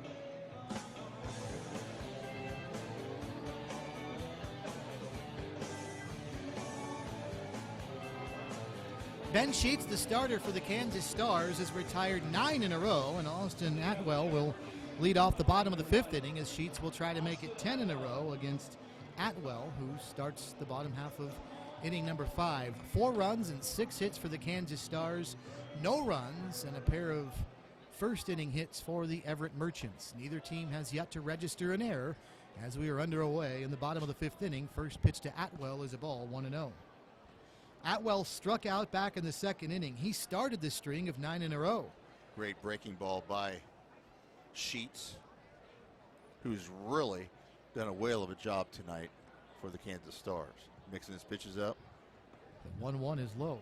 Sheets has been anywhere from 88 to 92 miles an hour on the fastball, and then he comes back to that breaking ball about 72, 75 mile an hour. Atwell lifts this one to left field. Moving in is Diaz, and Diaz is going to track that one down, moving in towards second base. 10 in a row retired by Sheets as Diaz chases one down and left. For the most part, the Stars' defense has been pretty sound. Not many errors have been made in the field. They had one bad inning that we had against, I believe it was Derby the other night. They had 2 errors in 1 inning that gave up the lead they had. And we were behind 3-1, but then that bad third or fourth inning, whatever it was, where they had 6 walks and 9 runs. That was the difference. Aaron Cook, first pitch swings and sends one back to the netting, 0-1. Last time up, Cook struck out looking. 6 errors committed by the Stars in their 5 games so far. As the pitch is in there for a strike. Everett, Tim, in 5 games, has only committed 2 errors. Yeah, pretty impressive. They're a solid team, just not hitting the ball well at all. Pitch down low. They had 1 run against the Stars Monday night in 8 innings, and so far shut out here through 4 1/3. Nobody on. 1 out. Bottom of the 5th, 4-0 Kansas Stars as Sheets high and away. Nate Robertson warming up again down in the Kansas Stars bullpen. Yeah, I would expect we'll see him after this inning. I think if Sheets is strong enough to let him pitch and get this win. 39 years old, still looking good. Pitch swung on, bouncing ball to second. Inge charging in. Fields fires to first in time for a 4-3 putout. 2 away. So Ben Sheets 1 out away from being eligible for the win now. Things were a little dicey a few innings ago, but he has really settled in. Ever since they went out and visited him to see if he was okay, because he had kind of tweaked some in his leg, he's been solid.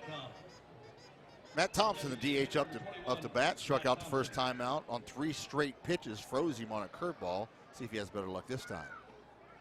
Starts him off with a curveball, strike 1. Thompson only batting 176 in this series.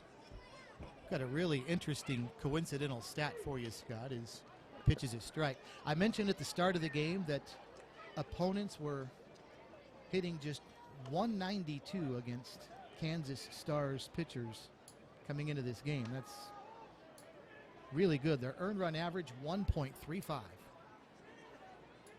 No balls and 2 strikes now to Thompson. And that's the first time he's put a bat on the ball in 6 pitches against Sheets.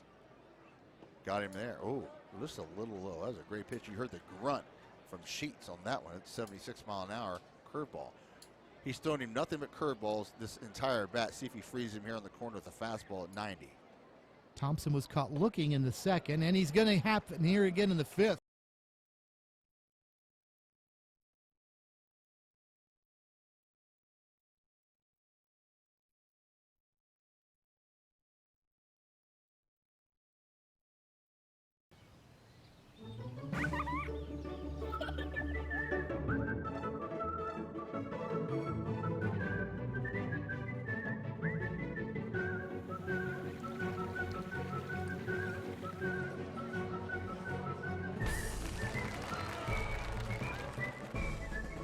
Make the most of every single moment. After the game, head to visitwichita.com for all there is to see and do. For 6 generations, this land is provided for this Kansas farmer's family. Now, it also provides affordable, clean energy for Kansas. Watch the full story at weststarenergy.com/clean energy.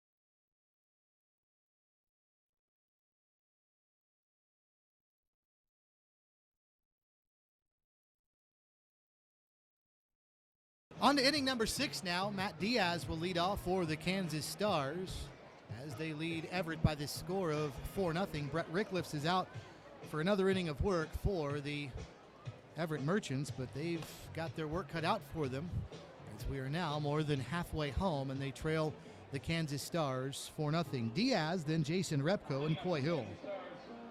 That's 7, 8, and 9 in the order for the Kansas Stars.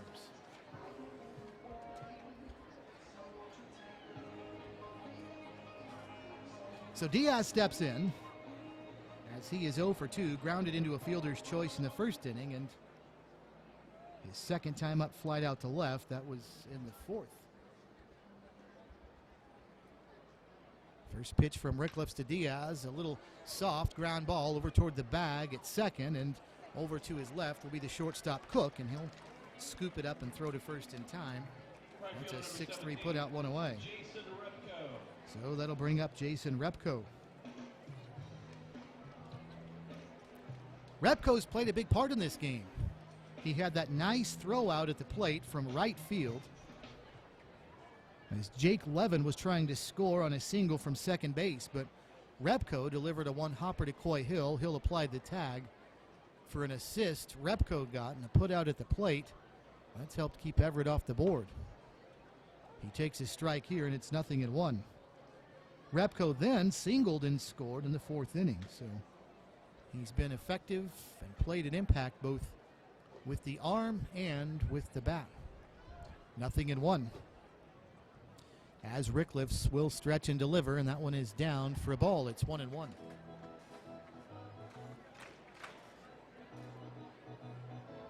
The final game after 2 long weeks of this 83rd NBC World Series. What an event it's been. Attracted so many out-of-town visitors and kept this ballpark buzzing in this town really for the last couple of weeks. The 1-1 swung on and missed. He may have foul tipped that one into the glove. It's 1-2. Coy Hill waits on deck. A ball and 2 strikes with 1 out. Top of the 6th inning, 4-0. Kansas Stars with the lead. As Rickliffe works through this stretch, he'll do that even with nobody on and deliver the 1-2, and that's down and in. So the count is even at 2 balls and 2 strikes. Temperature down to 75 degrees now. Lights are on here at the ballpark as well. Breeze still blowing in from left field on a breezy night. It's kind of rare. It's usually out of the south, blowing out to left, but not much wind at all tonight. Just ideal night for baseball as Repko swings and slices one into right field. That'll get down for a base hit. His second hit of the game, 2 for 2 with a walk for the 8th batter in the order for the Stars. It'll be a good night, a little canoe ride down the Arkansas River, a little bottle of wine, a little canoe ride. You've got a game to finish first. Or for you, natural light. I know you go high, you're high end, I know. Here's Coy Hill. Fire. Gonna get me in trouble. Fireworks going off here after the game. I was going to mention when you brought that up, we had some loud ones during the anthem that I don't think anybody was expecting. No. You see everybody jumping? Well, I saw 3 guys changing their shorts in the restroom after the anthem. It's crazy. Coy Hill takes away for a ball, 1-0. Singled and scored back in the 4th inning. A pair of 2-run innings for the Stars, 2 in the 1st, 2 in the 4th. Still all goose eggs for Everett. Innings 1 through 5. We're in the top of the 6th, 4-0. Kansas Stars with the lead. As Rickliffe delivers and Hill sends this one fouling out of play. 0-1.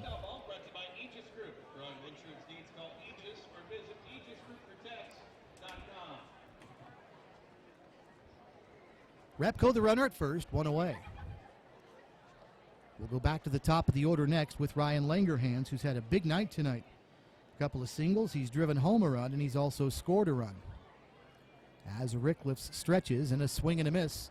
77 on that one. He was well out in front. Yeah, he was. Still only 2 hits for the Merchants.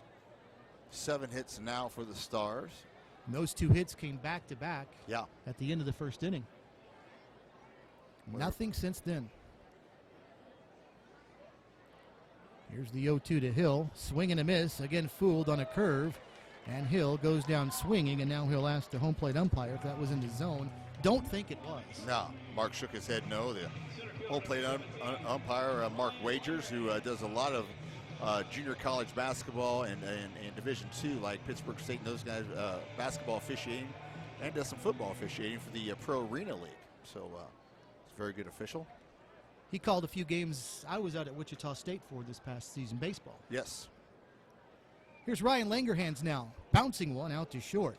Fielded there by Cook. He'll throw across to first for a 6-3 putout, and the side retired. So a 1-out single for Jason Repko, but that's it for the Stars in the top of the 6th. After 5.5, Stars 4, Everett nothing. This is the 83rd NBC World Series on KQAM. When you think e-graphics at 220 South Washington in Wichita, do you think of some of the highest quality vehicle window tinting in South Central Kansas? You should. And right now, mention this radio ad at e-graphics and get 30% off your vehicle's window tinting. Imagine cutting 99% of harmful UV rays. You can save the interior of your vehicle and your skin from sun damage. And you don't have to get into a hot car on a summer day. E-graphics window tinting with a lifetime warranty, 262-8468. Jesse Soria of Chilita's Mexican Restaurant at Central and Tyler talks a little bit about success. Each and every one of our customers that come in, we want them to come back. We want them to enjoy their meal. We want them to be happy. If for some reason we send you some food and let's say it doesn't taste right, well, I'm going to bend over back. 10 seconds. Our goal 30 years ago was to please every customer, and that is still our goal today. Chilita's Mexican Restaurant, Central and Tyler.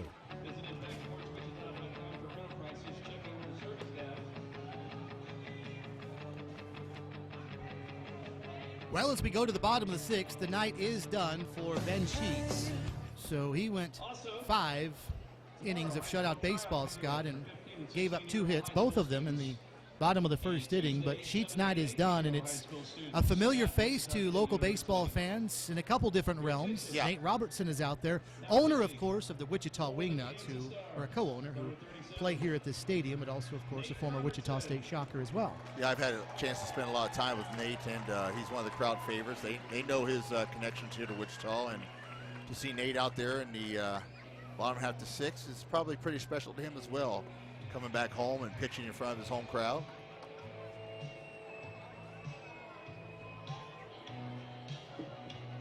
He's pitched in 1 game in this World Series. Just 1 inning as well. I told a neat story the other night about when Nate Robertson got called up to the major leagues. Yeah, him and his wife driving out the Yeah, I saw his wife the next night on the elevator, and I told her that I shared that story, and she actually got into a little bit more detail. It's a really neat story, though, when he got called up, I believe, by the Marlins when he started his career. But he had just finished minor league baseball, and the season was over at the end of August, early September. And so they were driving in Kentucky, I believe it was. And he had not gotten a call that he was going to get sent up to the majors. And so it was late in the middle of the night. Him and his wife were driving after the minor league season was over, and he was just waiting to get that call. Here's Kevin Olmstead that steps in, takes a ball 1-0. And he missed the call. It was from somebody in the organization telling him he needed to report to either Philadelphia or Pittsburgh by the next day, or maybe New York, because he was going to be in uniform the next night in the big leagues.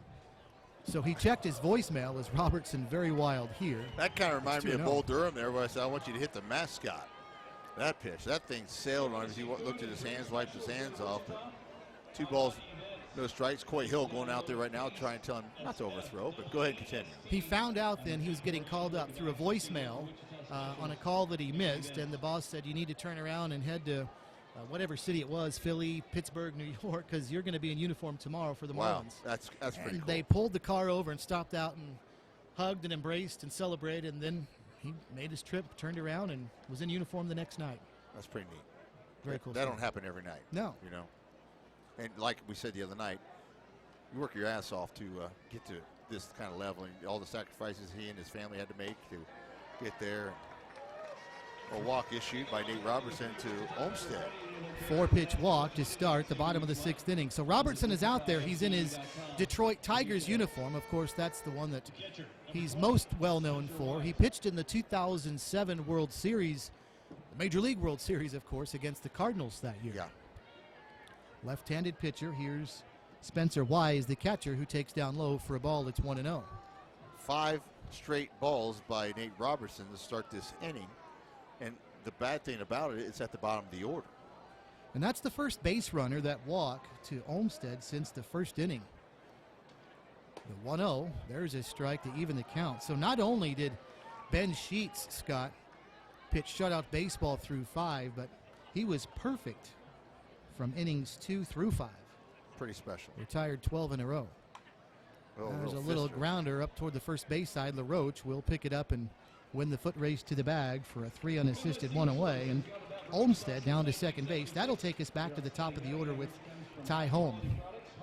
But there's so many neat stories like that when guys, it's one of those moments that they'll always remember where they were, what they were doing, and he just happened to be with his wife in the middle of the night and was told to turn around and head the other way because he's going to be in uniform the next night. That's pretty cool. Center fielder, number 37, Ty Holmes. Ty Holmes steps in now, an 0-for-2 night for him. Center fielder and leadoff batter in the order for Everett has bounced back to the pitcher and also grounded over to first. Runner at second, one away. 4-0 Kansas Stars as the pitch to home is in there for a strike, 0-1. Nate Robertson wearing number 37 on the back of his home Detroit Tigers uniform. The 0-1, he shows bunt, then pulls it back. The pitch is low and away, and the count is even, 1 ball and 1 strike. Game is almost exactly an hour and a half old. Bottom of the 6th inning. 4-0 Kansas Stars moving closer to an NBC World Series championship. Ground ball to short. Fielded over there by Wilson. Sure-handed, throws to first. A 6-3 put out, 2 away. Down to third base goes Olmstead. So that'll bring up Max Witt. Leadoff batter Ty Holmes, who's had a really good series, batting over 300, 0-for-3 tonight. Not able to get that runner on his speed. He leads the team in stolen bases as well. So, pair of flyouts to center field for Witt, one in the first and one in the fourth. Runner at third, 2 away, and the pitch to Witt on the inside edge. It's a strike, 0-1. Olmstead came bluffing down the third baseline, but the pitch was taken for a strike, and Olmstead still at third, 0-1.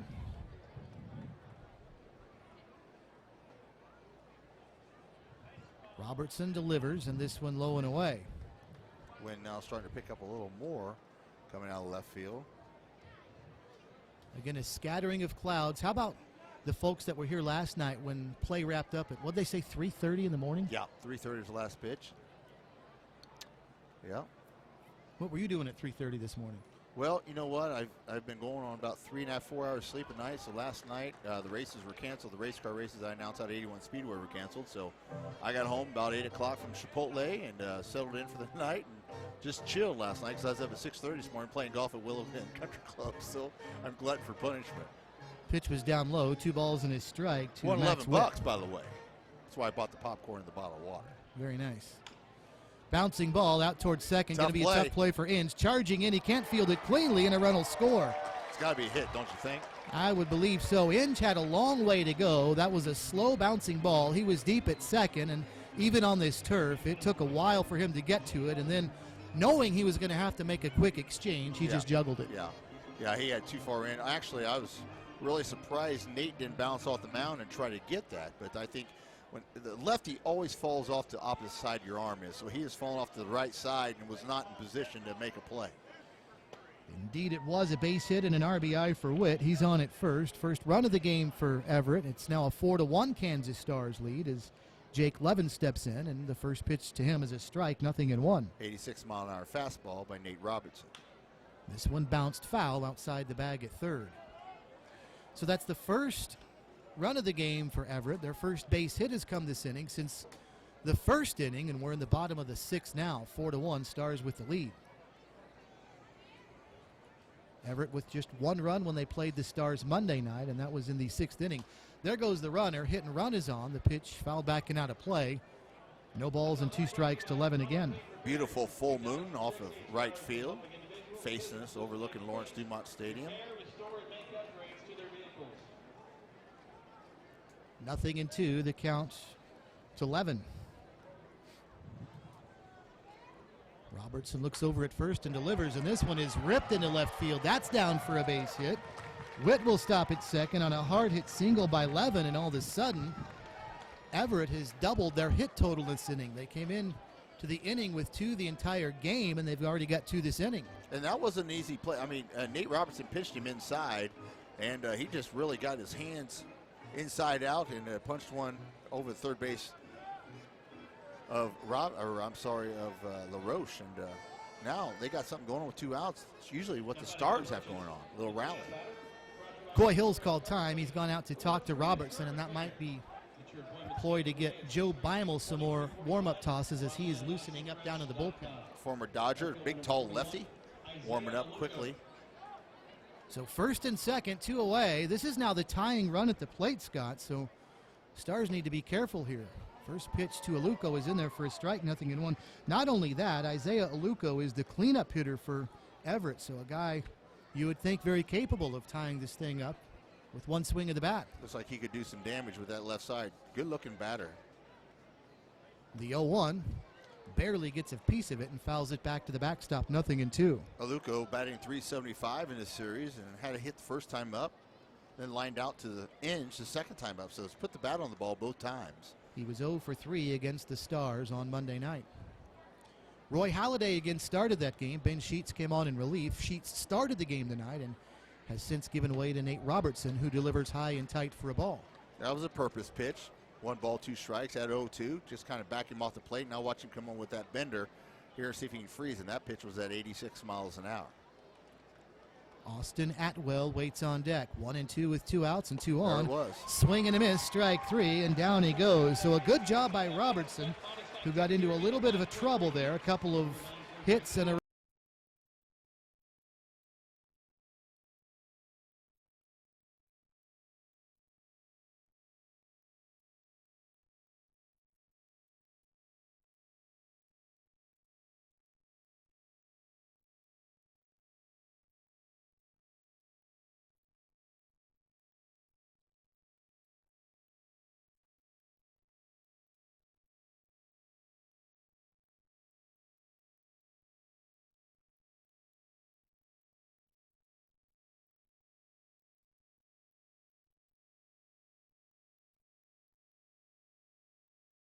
Hey, you'll want to sit down for this, because you can get a large 2-topping Pizza Hut pizza for $7.99 delivered, which you can reorder using the Hut seat. Okay, that thing's ridiculous. Simply reorder on your phone with just a few clicks. It's the easiest way to order. No one out-pizzas the Hut.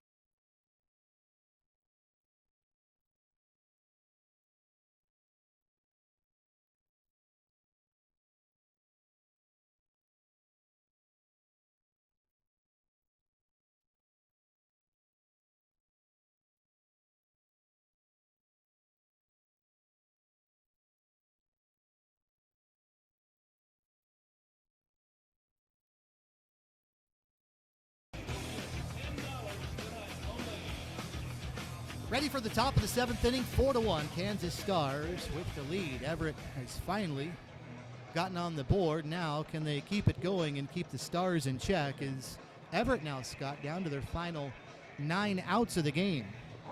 The tough part of the order to retire, though, is Jack Wilson will lead off for the Stars, then Chipper Jones and Brandon Inge. So 2, 3, and 4 up for the Stars, who lead by 3, 4-1. Brett Ricklifs will lead off, is back up on the hill for Everett as Wilson steps in to lead off. Well, this is the lineup that can do some damage right here with Wilson, Chipper, and then Brandon Inge, 2, 3, and 4. These guys have been the nucleus of the attack offensively for the Kansas Stars. Jack Wilson was the first batter that Ricklifs faced when he came into the game in the top of the 4th inning.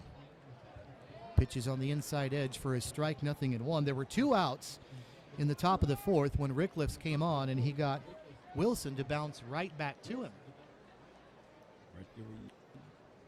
And Ricklifs has been in ever since. The 0-1, and that one just misses inside, so he's worked the inner edge twice. Once caught the edge for a strike. This one just a little bit inside. It's 1-1.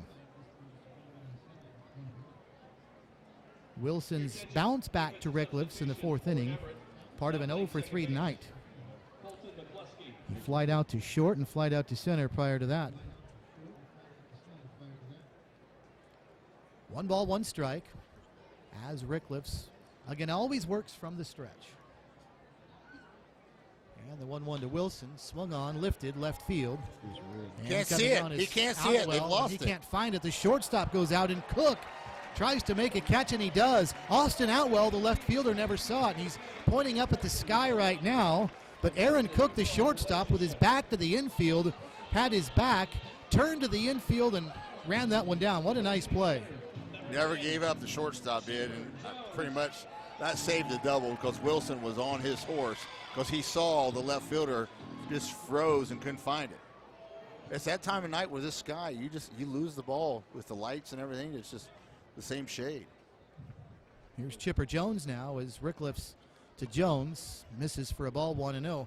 Yeah, the sky is sort of a light blue, probably not too far of a tone from the baseball when it's up there in flight. And you could see Atwell after that one was caught pointing up like he just couldn't spot it. Just frozen. The 1-0 to Jones. As Rick lifts, delivers outside for a ball, it's 2-0. You know, the mayor has alluded to, and we talked about it, where they'll return this down after next season, after next year, and rebuilding right where it's at. And this will be an all-grass field. Probably move the first week away from the stadium, so it only gets 1 week of use. That means the Wingnuts, if they're still here, or any organized affiliate baseball, won't be on the road for 17 days like they were this year. Jones takes, and that's a ball. It's 3-0. Chipper Jones walked his last time up. He's on the verge of having it happen again here. He's 1 for 2 on the night. A first-inning double that he shot to the gap in left center field.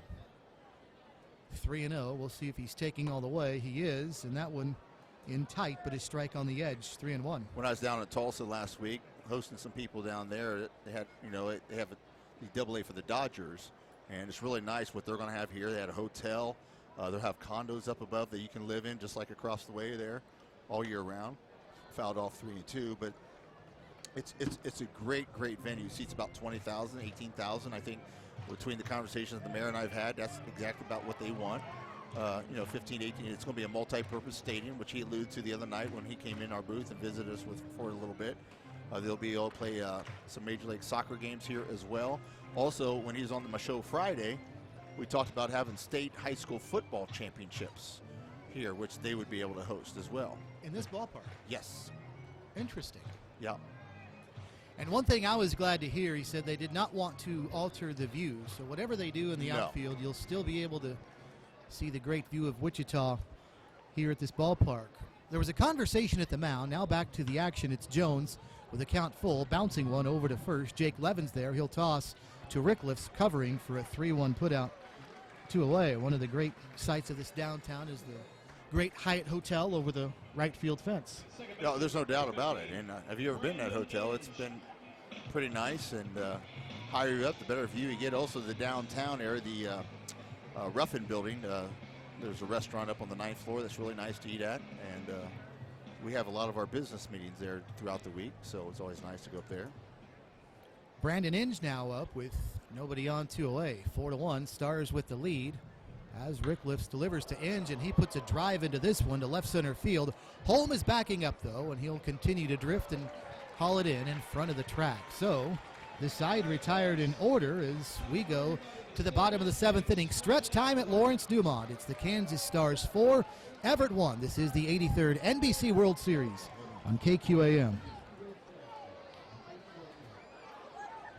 Hello, everyone. This is the X-Man, Xavier McDaniel. I always played on a winning team, whether it was with the Shockers or in the NBA. When I look for a winning team in the insurance business, hands down, it's Bill Malls, Allstate Insurance Agency. With over 30 years of providing insurance coverage in the Wichita area, this is a slam dunk, in my opinion, of who I want on my insurance team. Give them a call today at 316-773-9864. And tell them the X-Man sent you. Autocraft is proud to call Wichita home for 40 years. We are local and family owned. We believe using locally owned businesses is important to maintaining a healthy community. Local faces being there for you long after the job is done. Autocraft uses local suppliers whenever possible. Eco-friendly products, giving back to local charities, putting that extra smile on someone's face. Autocraft invites you to join us to keep it local. So let's work together to grow a strong and healthy community. Be sure to visit us at autocraftinc.com.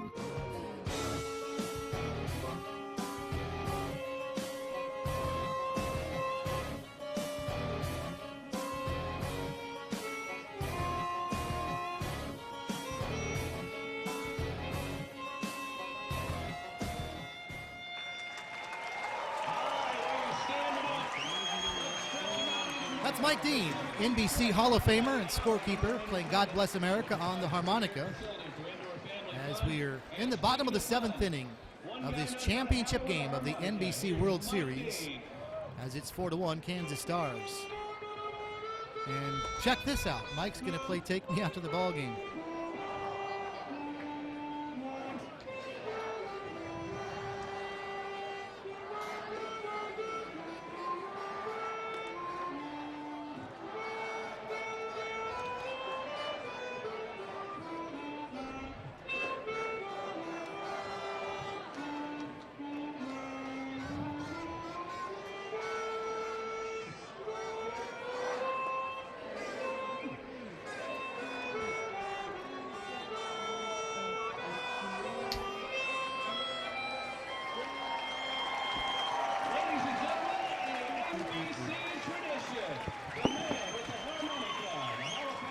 Mike Dean with Take Me Out to the Ball Game on the harmonica. And I mentioned the other night, Scott, that never gets old. And that's one of those things that these kids and players and fans, it's one of those things that makes this tournament stand out. One of those things that people will always remember about this tournament. Sometimes he'll play the national anthem on the harmonica in the 7th inning. He'll get down there and do that as well. But just a real trademark here. Always brings us our lineups before the game, and everything else is full of stats and all kinds of information about the 83 years, the history of the NBC World Series. So a big congratulations to Mike Dean on another successful run here at the 83rd Annual NBC World Series. Another lefty is out there for the Stars. Nate Robertson was out for a couple of innings. Now Joe Beimel is out there. Did you ever play an instrument? I played the clarinet when I was in elementary school. Imagine that. Why do you say that? Well, I can see you very talented, and I see you as a drummer though. Okay. Beating up on some things. Austin Atwell fouls one back and out of play. My hair's not long enough to be a drummer. I tried bringing a true story. My father, I brought home an instrument in my 3rd grade. You get those little plastic flute things, or whatever the hell you call them. And he snapped it over his knee. He said, "You will not play an instrument. You'll play football." I said, "Okay." I went back next day. "Where's your flute?" "Well, ask my dad. He's got it." Another one fouled back and out of play by Atwell. It's 0-2 to Austin Atwell. So it's 4-1, Stars with the lead. Bottom of the 7th inning. Joe Beimel is out there, a 13-year major leaguer, and he played 13 years with a number of teams, wearing number 97 on the back of the jersey he's got on right now. Again, the 2nd straight southpaw out there after Nate Robertson pitched a couple of innings in relief. The pitch to Atwell is high and away for a ball. Joe Beimel's got his Dodgers jersey on. He was with them in 2006, 7, and 8 when he won 11 games in those 3 seasons. Wouldn't you say pitching has been the strength of the Stars? Oh, there's no doubt. Fouled over toward the first base coach's box. I mean, opponents hitting less than 200 coming into the game, 192, and only 4 hits tonight. And their team batting average barely above 200 coming in themselves. So they've had some big run games too. Again, 3 mercy run rules, but a lot of that was thanks to a lot of walks and some errors defensively against some of the teams they've played. Their hitting has not been their strong suit. No question. Here's the pitch, off speed, 1-2, fouled back and out of play again. Nice at bat for Atwell, continuing to foul pitches off and stay alive. It's still 1-2. Another lazy curveball at 73 miles an hour. It's keeping you off balance in the batter's box, and that's what the Stars are doing. See if he comes with some heat here with 1 ball, 2 strikes. Because I guarantee you, Austin Atwell's guessing curveball. Let's see what he throws. 1-2, fouled back and out of play. Fastball at 88. Joe Beimel started his career with the Pirates in 2001. He went 7-11. His first 3 seasons were with Pittsburgh. He won a total of 10 games, and then it was off to Minnesota for 2004, but he only appeared in 3 games the entire season. He was with the Rays in 2005 and only appeared in 7 games. 1-2, ground ball to short. Inge has it on a few hops. He'll throw to first for a 4-3 putout, 1 away. 29 wins, 34 losses for Joe Beimel in 13 seasons in the bigs, with a 4.06 earned run average. He's a big guy, pretty good sized guy out there.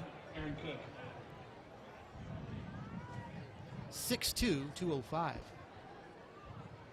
Here's Aaron Cook, the shortstop, an 0-for-2 night for him, a strikeout and a ground out to short.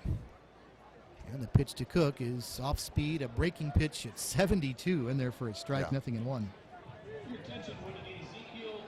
These are the 3 in this inning hitting for Everett, Scott, Atwell, Cook, and Thompson that all struck out against Ben Sheets in order back in the 2nd inning. That's going to go foul right down the line. Bounce over the fence into the beer garden. Right field bullpen. No balls and 2 strikes now to Cook. It's always a mad scramble for the kids when they see a ball in foul territory. It's one of the prized possessions. As I said earlier, 2,850 baseballs are used throughout this tournament, compared to the 50,000 tennis balls they use at Wimbledon. No balls and 2 strikes, and that one bounces in, and Cook has to hop out of the way. It's 1-2. Didn't we talk about that last week? Must be a lot of dogs over by Wilton chasing those tennis balls around all over the place. 1 ball, 2 strikes. Nobody on, 1 out. Bottom of the 7th, 4-1. Stars with the lead. Joe Beimel delivering, and Cook is going to send one back up the middle. That'll be a base hit. So Aaron Cook, his first hit of the night, 5th of the game for Everett, and a runner at first with 1 away. Actually had Brandon Inge. I don't know if you saw that, Stevie, or not, but Brandon Inge was actually leaning to his glove side, his right side, and kind of crossed him up, so kind of leaning the wrong way. Clean hit right back up through the box. And Everett's going to get a pinch hitter up there. And it's going to be Connor Anderson, who's out of Fife, Washington. Undecided on his college, according to the Everett roster, but a tall right-handed hitter will pinch hit for Matt Thompson, the DH. So would you assume this young man's out of high school? He's 21 years old, so he's been out for a while. Out for a little while. Throw over to first, and Aaron Cook diving back in. When you said undecided of college, I thought maybe he was going out of high school, still not decided yet, or maybe a junior college, but 21, he's been out a while. It says he's undecided and junior, so who knows? First pitch to him, swing and a miss for a strike. It's 0-1. Are you happy with the grass field they're going to be bringing in, or you like these? I am. Because is that more baseball to you? It is. You get the truer hops, the truer bounces, and it is more baseball.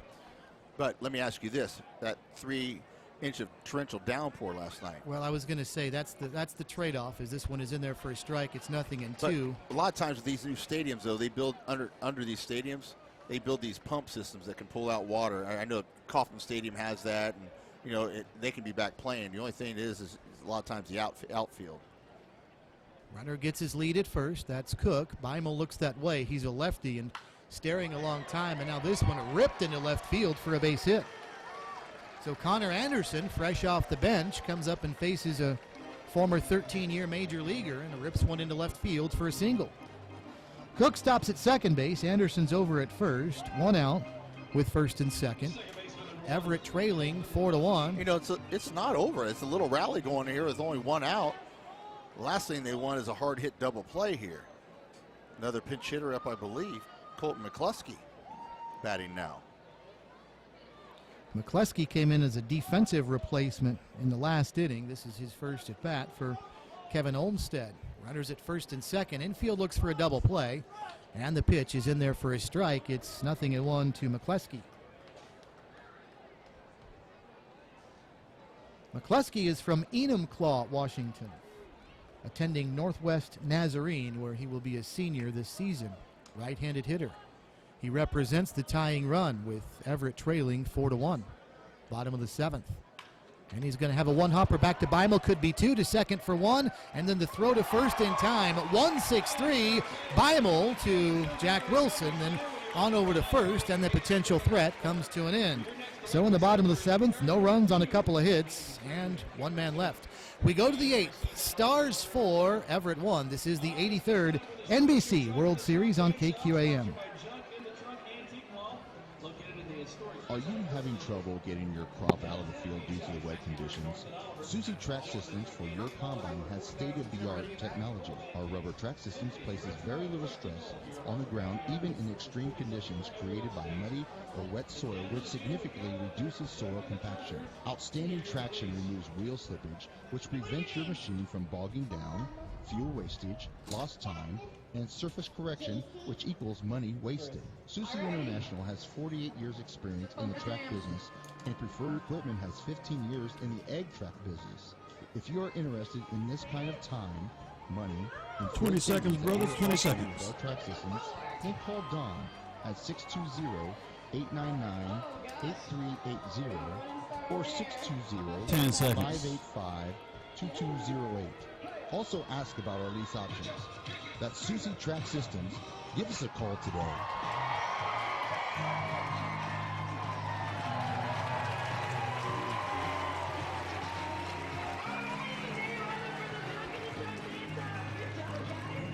On to the top of the 8th inning, a 4-1 score. The Kansas Stars and the Everett Merchants. Stars with the lead, and It'll be the LaRoches to start it off. Adam LaRoche, then Andy LaRoche, and Matt Diaz. 5, 6, and 7 for the Stars. Up 3, trying to up that lead here in the top of the 8th inning. Brett Rickless is still out there in relief for Everett, and he's done a nice job. He came on in the 4th inning, and he faced one batter there. That was Jack Wilson. He got him to bounce right back to Rickless, and been no real trouble for Rickless since then. He's allowed 2 base runners in the 5th, 6th, and 7th, but pretty harmless innings by his standards. And here we go now to the 8th inning, and this Everett team's still hanging around with the score 4-1. So LaRoche will step in. He's 0 for 2.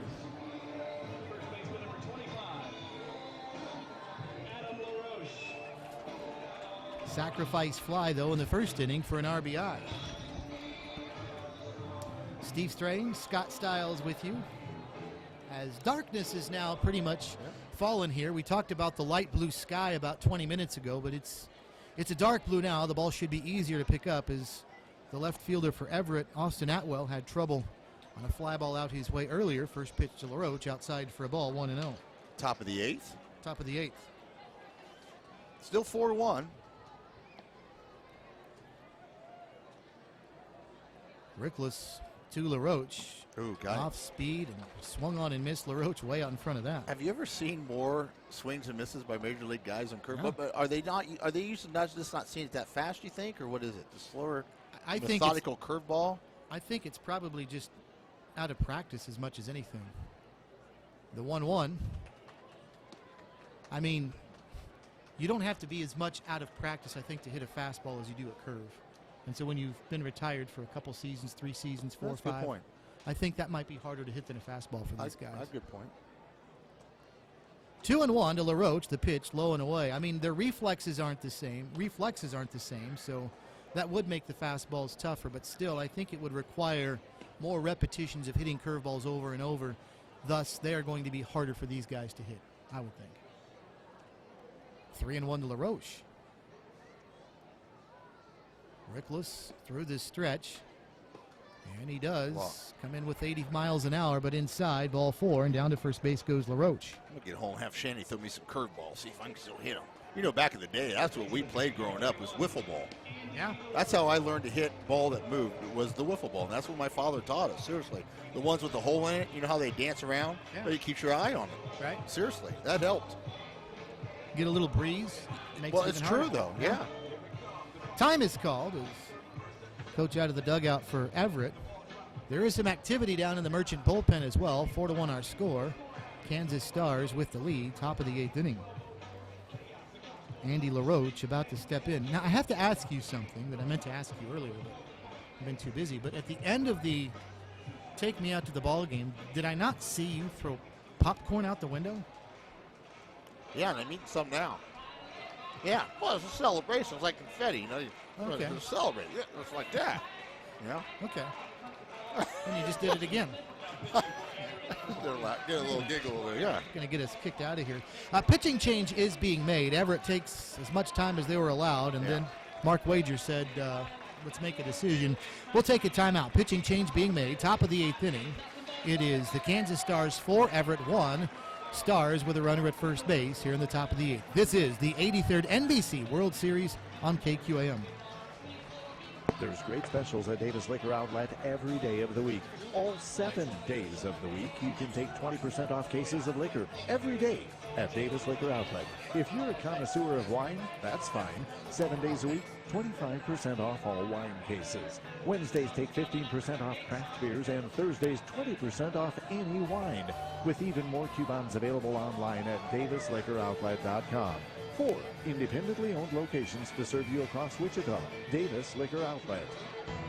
A public golf course with a country club feel and attention to its patrons awaits you. Cherry Oaks Golf Course of Cheney. Take the short drive west to Cherry Oaks of Cheney. Consistent green speeds, no aggressive playthroughs or waits on the tee box. Stress and hassle, leave that at work and enjoy your golf experience and lifestyle at Cherry Oaks of Cheney, the public course with the country club feel. Cherry Oaks.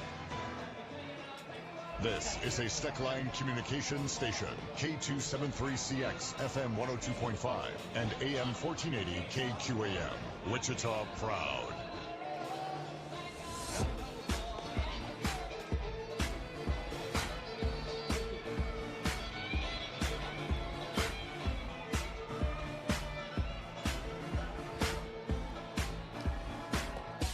The Everett Merchants trying to hang around here in the top of the 8th inning, trailing the Kansas Stars by the score of 4-1. Third Everett pitcher is into the game now. And it's Max Dwyer, a tall right-handed pitcher. 6 feet, 200 pounds from Bellevue University out of Seattle, Washington. 4 runs, 7 hits for the Stars, a run on 6 hits for the Everett Merchants.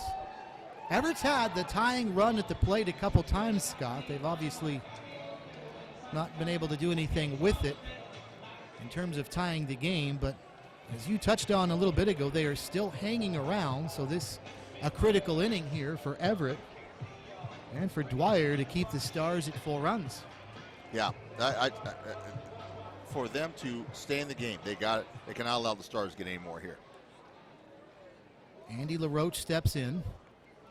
And the right-handed hitter takes inside for a ball, 85 miles an hour.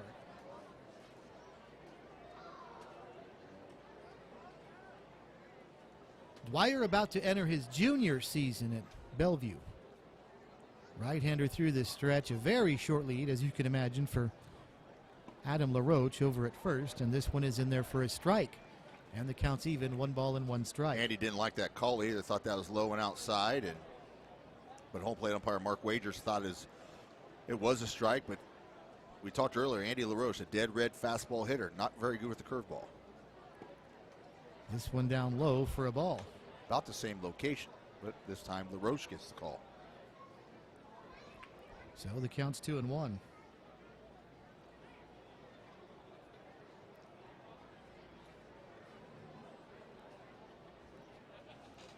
Dwyer, slow, deliberate motion to the belt, and then delivers low and away to LaRoche. Matt Diaz waits on deck. Barring no double play, Jason Repko will step up, and he's out of the 8th spot, Scott, and he's 2 for 2 tonight, yeah. And he walked at his other plate appearance. So he's been a tough out tonight. Yeah, I've been very impressed with the Dodger Repko.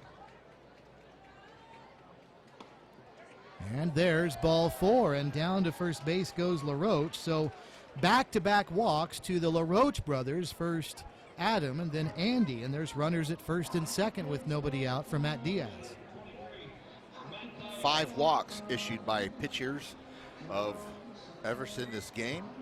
Everett Merchants, 5 walks issued to the Kansas Stars, I should say, which is just once again way too many walks.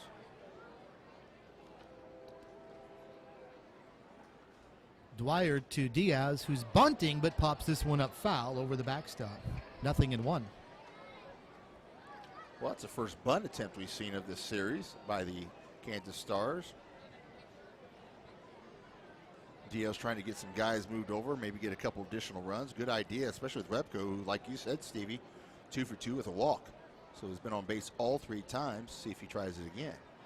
Diaz 0 for 3 on the night, grounded into a fielder's choice, flied to left, and grounded out to short. Diaz should bunt it down third base. Third base is playing back for the. No. Backing out of play, 0-2.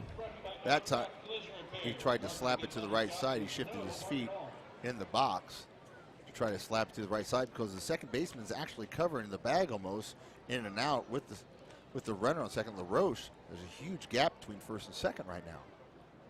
Everett infield could really use a double play here. First and second, nobody out. Everett trailing 4-1. The pitch to Diaz, swung on and lifted to left field. Atwell spots this one again in a darker sky, and he makes the catch, 1 away. So a big first out, and that'll bring up Jason Repko. Right fielder, number 17, Jason Repko. Well, Repko has a chance to get a run in if LaRoche can, if it's hit hard enough, and LaRoche can get home from second. He's got to get a good lead at second, get a good secondary, and run on contact.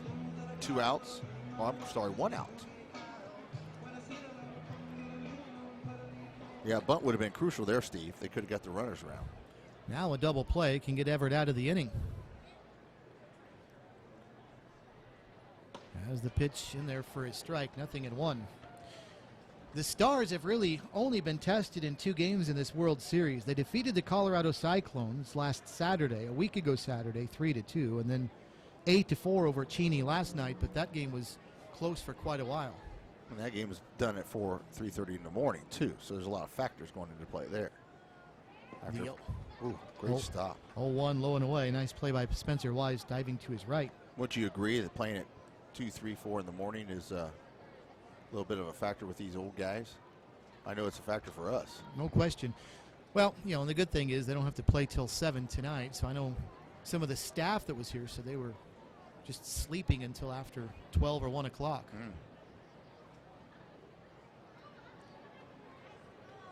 And this one is a bouncing ball, left side through. That'll be a base hit on into left field. They will hold Adam LaRoche at third as that ground ball went into shallow left. And the bases are loaded now for Coy Hill. Coy Hill has 1 hit out of 3 at-bats tonight, but I'm telling you right now, Repco really coming to life here late in the series. Repco came in tonight with no hits at all in 10 at-bats, and now 3 for 3, and doing a pretty darn good job tonight. Now, if you're Coy Hill, you do not want to hit a double play. You want to drive something deep enough to get a run in here.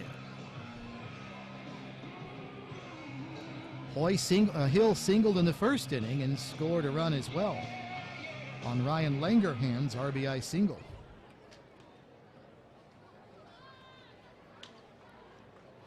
Hill with that Chicago Cubs uniform on, the home uniform. Pitch gets away from Spencer Wise. May not have been expecting that pitch as it was right across the middle of the plate, just deflected off his glove. Yeah, it looked like he did get crossed up a little bit. You're right.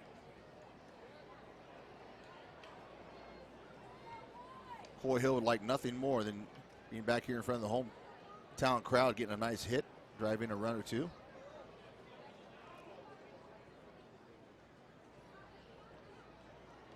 Infield playing in at the corners, but double play depth up the middle. Yeah, this is a really big situation here, and I think both teams realize it is.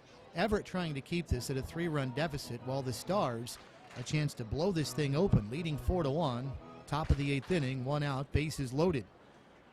The pitch to Hill is in there for a strike. He's quickly down in the count, 0-2. That's a pitch I'm surprised he laid off on. Fastball right down the middle at 80 mile an hour. Definitely a hittable pitch to drive. Now he's got to protect here with 2 strikes.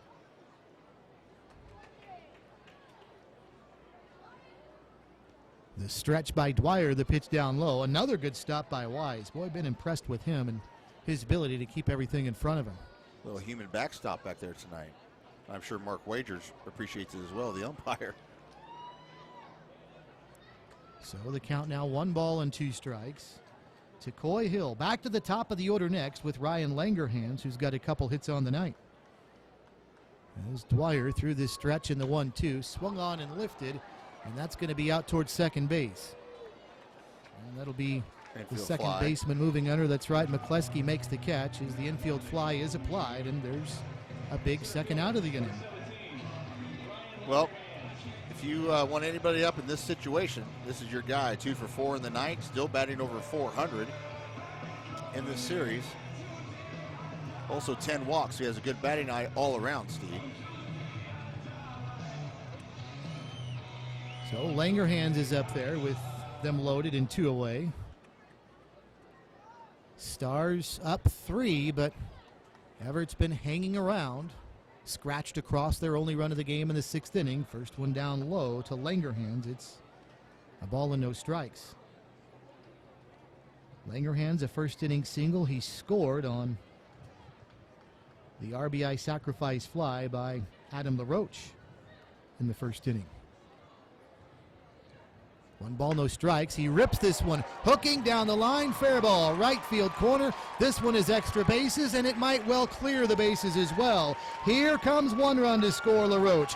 Here comes Andy LaRoche to score, and all the way around from first is Jason Repko.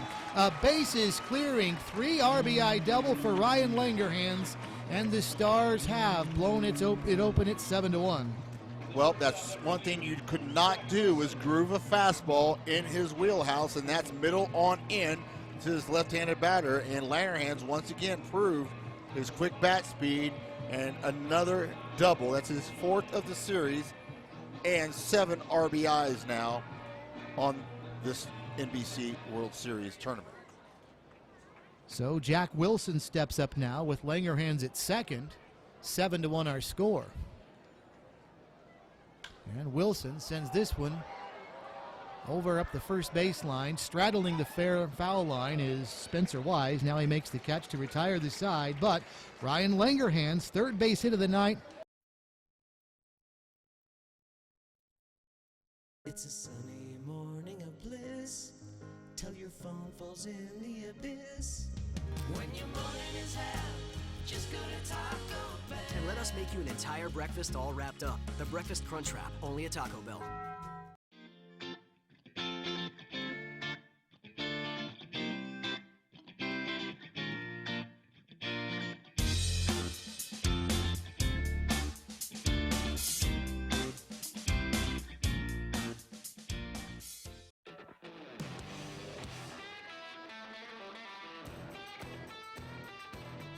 This bud's for the dream and the people bold enough to pursue it.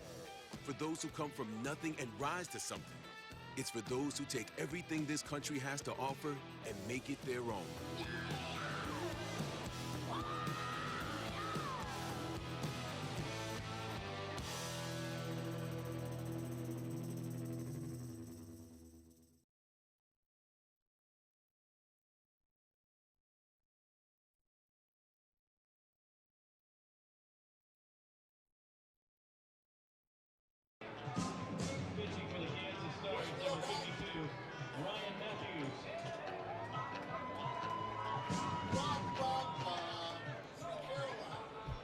Well, the Kansas Stars got the runs they needed in the 8th to blow this thing open. It's now a 7-1 Stars lead as we go to the bottom of the 8th inning, as the Stars now 6 outs away from claiming this 83rd NBC World Series. It'll be Spencer Wise, Ty Holm, and Max Witt due up, 9-1-2 for Everett as they trail the Stars by the score of 4-1. 7-1, excuse me. New pitcher on the mound. I'm sure you said that while I was trying to find my headphones. Ryan Matthews, I did not. I was just about to mention Ryan Matthews, a former Washington National, is out there as he is the 4th pitcher of the game for the Stars. Tall, lanky right hitter. And Coy Hill going the whole way so far. Usually we've been seeing them, Nikias come in and catch, and Coy Hill says, I got this tonight. That's true. Coy Hill has been there all the way so far. He's one of 2 former Chicago Cub catchers that have played on this Kansas Stars team. Of course, David Ross, a member of last year's World Series team, was the other. He had to leave town after Monday because he's an analyst for ESPN. Signed that big baseball contract to do an analyst job back at Bristol, Connecticut, breaking down every Major League Baseball game every night. Flared off to left field, out of play. Spencer Wise, first pitch swinging off of Matthews, 0-1.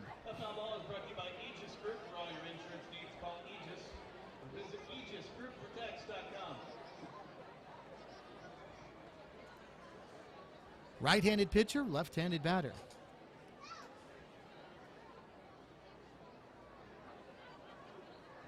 And Matthews delivers high and away for a ball. It's 1-1. Matthews is from Sacramento, California. 6'3", 215 pounds. Doesn't look 6'3", but I believe you. Oh, I'm sorry. I think you're talking. Yeah, Matthew. He does look 6'3". Yeah, I'm thinking the batter. I'm thinking he's not 6'3". Pitches his strike at the plate to Wise. How many years was he in the majors? 0-1. He had a very, very short stint. Did he? A cup of coffee, as I said the other night. You made fun of me. Oh, I thought it was a great analogy. That's what I liked about it. Okay. I would never make fun of you. Possibly my new co-host. I think you did. Don't forget, tomorrow on the game plan from 6 to 9 a.m. Fox Sports Radio Wichita, 93.9 FM and 1410 a.m. 3-hour sports talk every weekday morning. Got him on a swing strikeout. Good off-speed pitch. So good start for Matthews, his strikeout. One away, back to the top of the order for Everett. Tie home with the score 7-1 Stars. Bottom of the 8th inning. Probably his last at bat in the World Series here in Wichita. See if he can get a hit. Ryan Matthews, 4 seasons in the bigs. Scott? 4 seasons. Okay, well, that's more than what I thought then. A little flare, that could be, it's going to be foul. And 3 players over for the Stars converging. Diaz, the left fielder, and Jack Wilson, the shortstop, the closest to it, but it lands harmlessly in foul territory. It's 0-1 to Ty Holm, who is 0 for 3 on the night. Ryan Matthews pitched for the Nationals from 2011, 12, 13, and 14. So actually 5 seasons. In 2015, he split time between the Angels and the Reds. Oh. He has a career record of 9-11 with a 3.72 earned run average. Been throwing a lot of breaking stuff to Everett right here. That's a fastball at 87. Starts off with a strike. No balls in his strike, 1 out, nobody on. Bottom of the 8th inning, 7-1 Kansas Stars with the lead. I see these guys throwing, and I think of Chapman throwing 101. It blows my mind. Guy is something else, isn't he? The 0-2, swung on, hot shot to Hopper over to Inge. A guy that hasn't played a lot of second base, made that one look pretty easy. And a throw to first for a 4-3, and there's 2 away. Third baseman, number 15, Max Witt. So that'll bring up Max Witt now. What the Stars have done, Steve, is really keep Everett Merchants off bases and putting a threat on there, especially the leadoff batter and that sort of thing on each inning. Doing a great job so far. I think only 6 hits in the game, spread out over almost 8 innings of play now. So Max Witt will step up, a 1 for 3 night for him.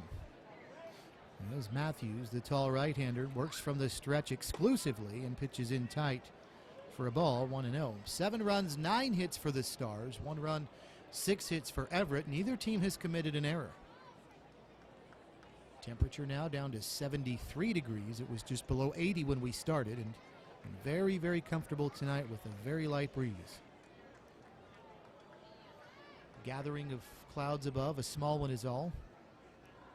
Been overall a good day. Bouncing ball, another one to Inge. Bobbles this one, picks it up, throws to first, and the side retired at 1-2-3 for Matthews in the bottom of the 8th. So we go to the 9th. Kansas Stars 7, Everett 1. This is the 83rd NBC World Series. Are you having trouble getting your crop out of the field due to the wet conditions? Susi Track Systems for your combine has state-of-the-art technology. Our rubber track system places very little stress on the ground, even extreme conditions created by muddy or wet soil, which significantly reduces soil compaction. Outstanding traction removes wheel slippage, which prevents your machine from bogging down, fuel wastage, lost time, and surface correction, which equals to money wasted. Susi International has 48 years experience in the track business, and we have 15 years dealing with tracks. If you are interested in this kind of time, money, and field savings that we are offering with our track, 20 seconds, 20 seconds. At 620-899-8380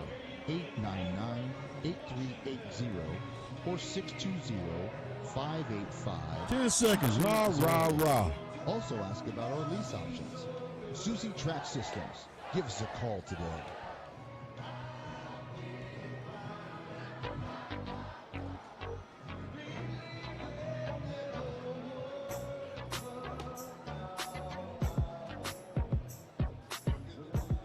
Well, we're at the top of the 9th inning, and Scott Stiles is doing his best Neil Diamond, leaning out over the press booth window here, singing Sweet Caroline. He's thrown popcorn out the window tonight and sung Sweet Caroline as we go to the 9th inning. He is a hard man to keep under control. 7-1 our score. Kansas Stars with the lead, and none other than Chipper Jones will lead off the 9th. So the last chance, almost certainly, unless there's a miracle that takes place, we'll see Chipper Jones bat in this 2017 NBC World Series, as Jones will lead it off, and he'll be followed by Brandon Inge and Adam LaRoche. And Jones sends one on the ground up the middle toward short. Cook behind the bag. Nice play. Throws to first in time.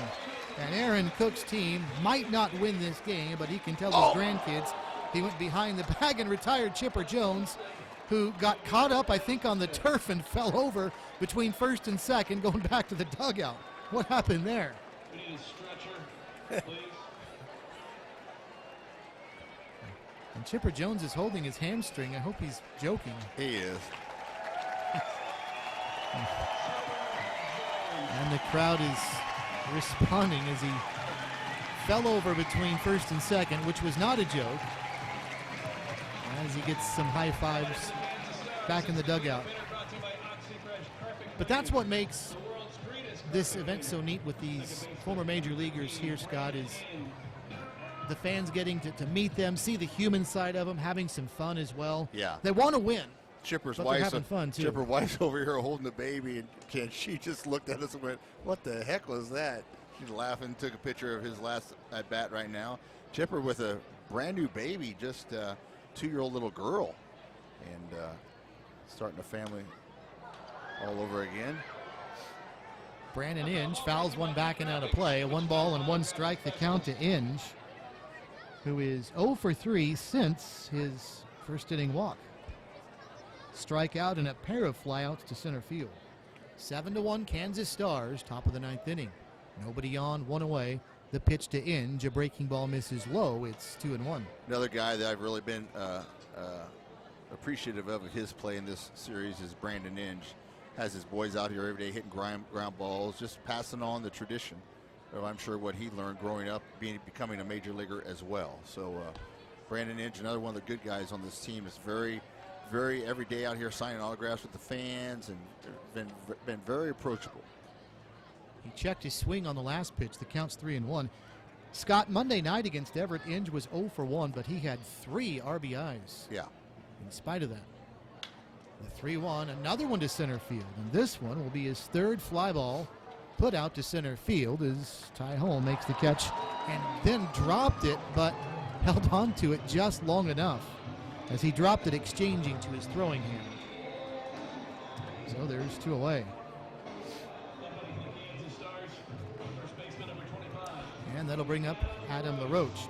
Due up for Everett in the bottom of the 9th inning, Jake Levin, Isaiah Aluko, and Austin Atwell. That's 3, 4, and 5, but they will be down at least 6 runs as it's 7-1 Stars, top of the 9th inning. As Adam LaRoche steps in and takes in for a ball, 1-0.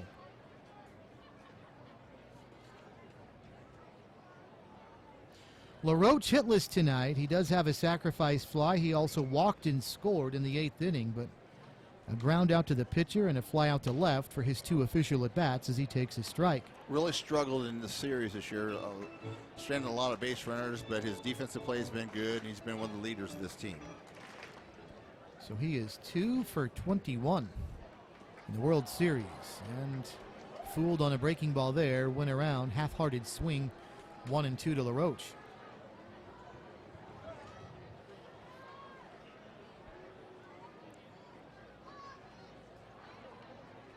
Look how deep it's second base. Oh, unbelievable, yeah.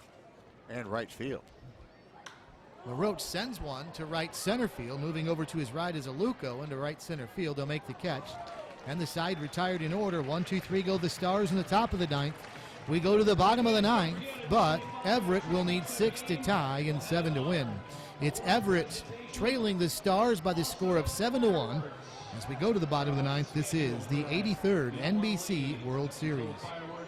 Hello, everyone. This is the X-Man, Xavier McDaniel. I always played on a winning team, whether it was with the Shockers or in the NBA. When I look for a winning team in the insurance business, hands down, it's Bill Ball's Allstate Insurance Agency. With over 30 years of providing insurance coverage in the Wichita area, this is a slam dunk, in my opinion, of who I want on my insurance team. Heath Bell, did you see him come in? Today, He slid. 316-773-9864. And tell them the X-Man sent you. If you're farming Anthony, today, your guy you Heath don't Bell's in the taking game. Risks. Well, here's one risk you don't 30 have to take seconds. anymore. Heath The risk Bell, of alrighty. ID, or internal diesel injector deposits. Because now Cenex Ruby Fieldmaster Premium Diesel Fuel has an advanced injection stabilizer. He's to one of the prevent very ID, engaging so you guys. don't have to risk injector failure, clogged filters, and downtime anymore. 10 Cenex seconds, Ruby 10 Fieldmaster seconds. is even backed by a 10-year, 10,000-hour warranty for even less risk. In Kiowa and Hazelton, OK Co-op Grain.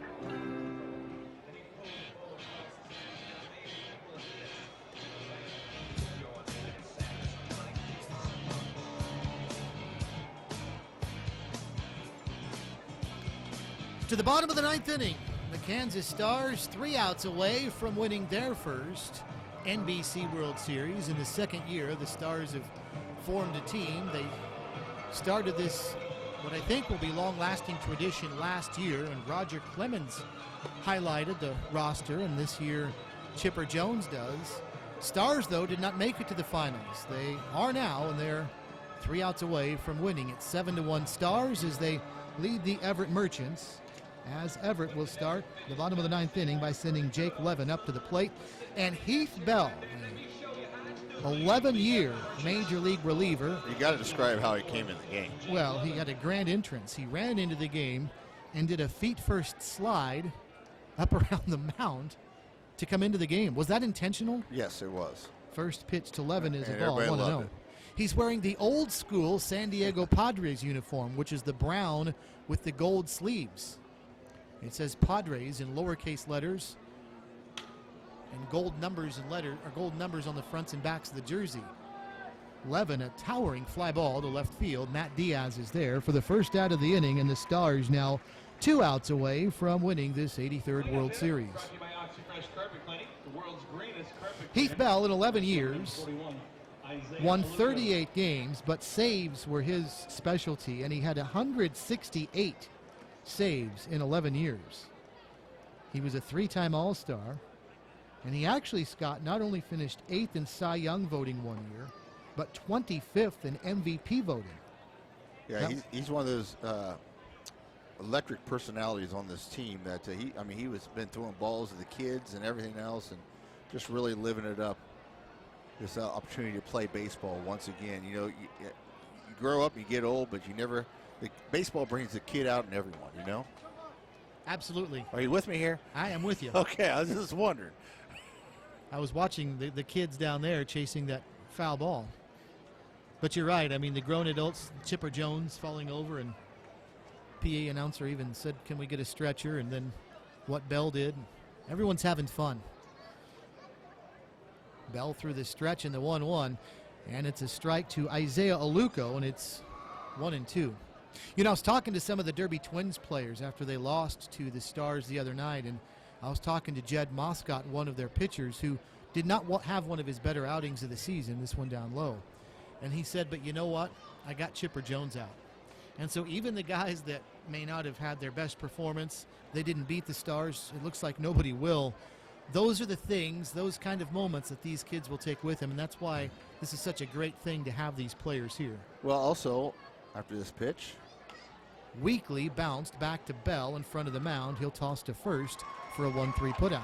Everett Merchants, you know, a lot of teams just wanted to try to vie to play one time, position themselves to play one time against the Kansas Stars, and these guys actually got their money's worth and had 2 opportunities to play the Stars. So.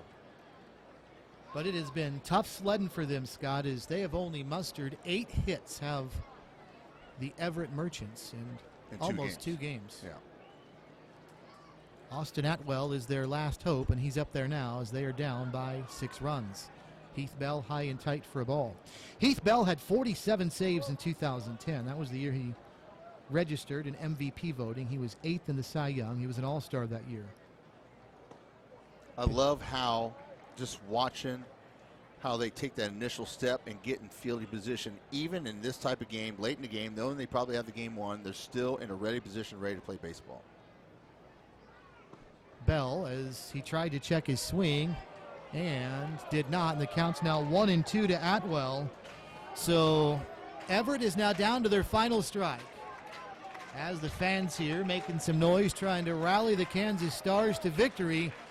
With nobody on, 1 and 2, 2 outs, 7-1 Stars, bottom of the ninth, and the pitch swung on and missed, strike 3, and that's the ball game.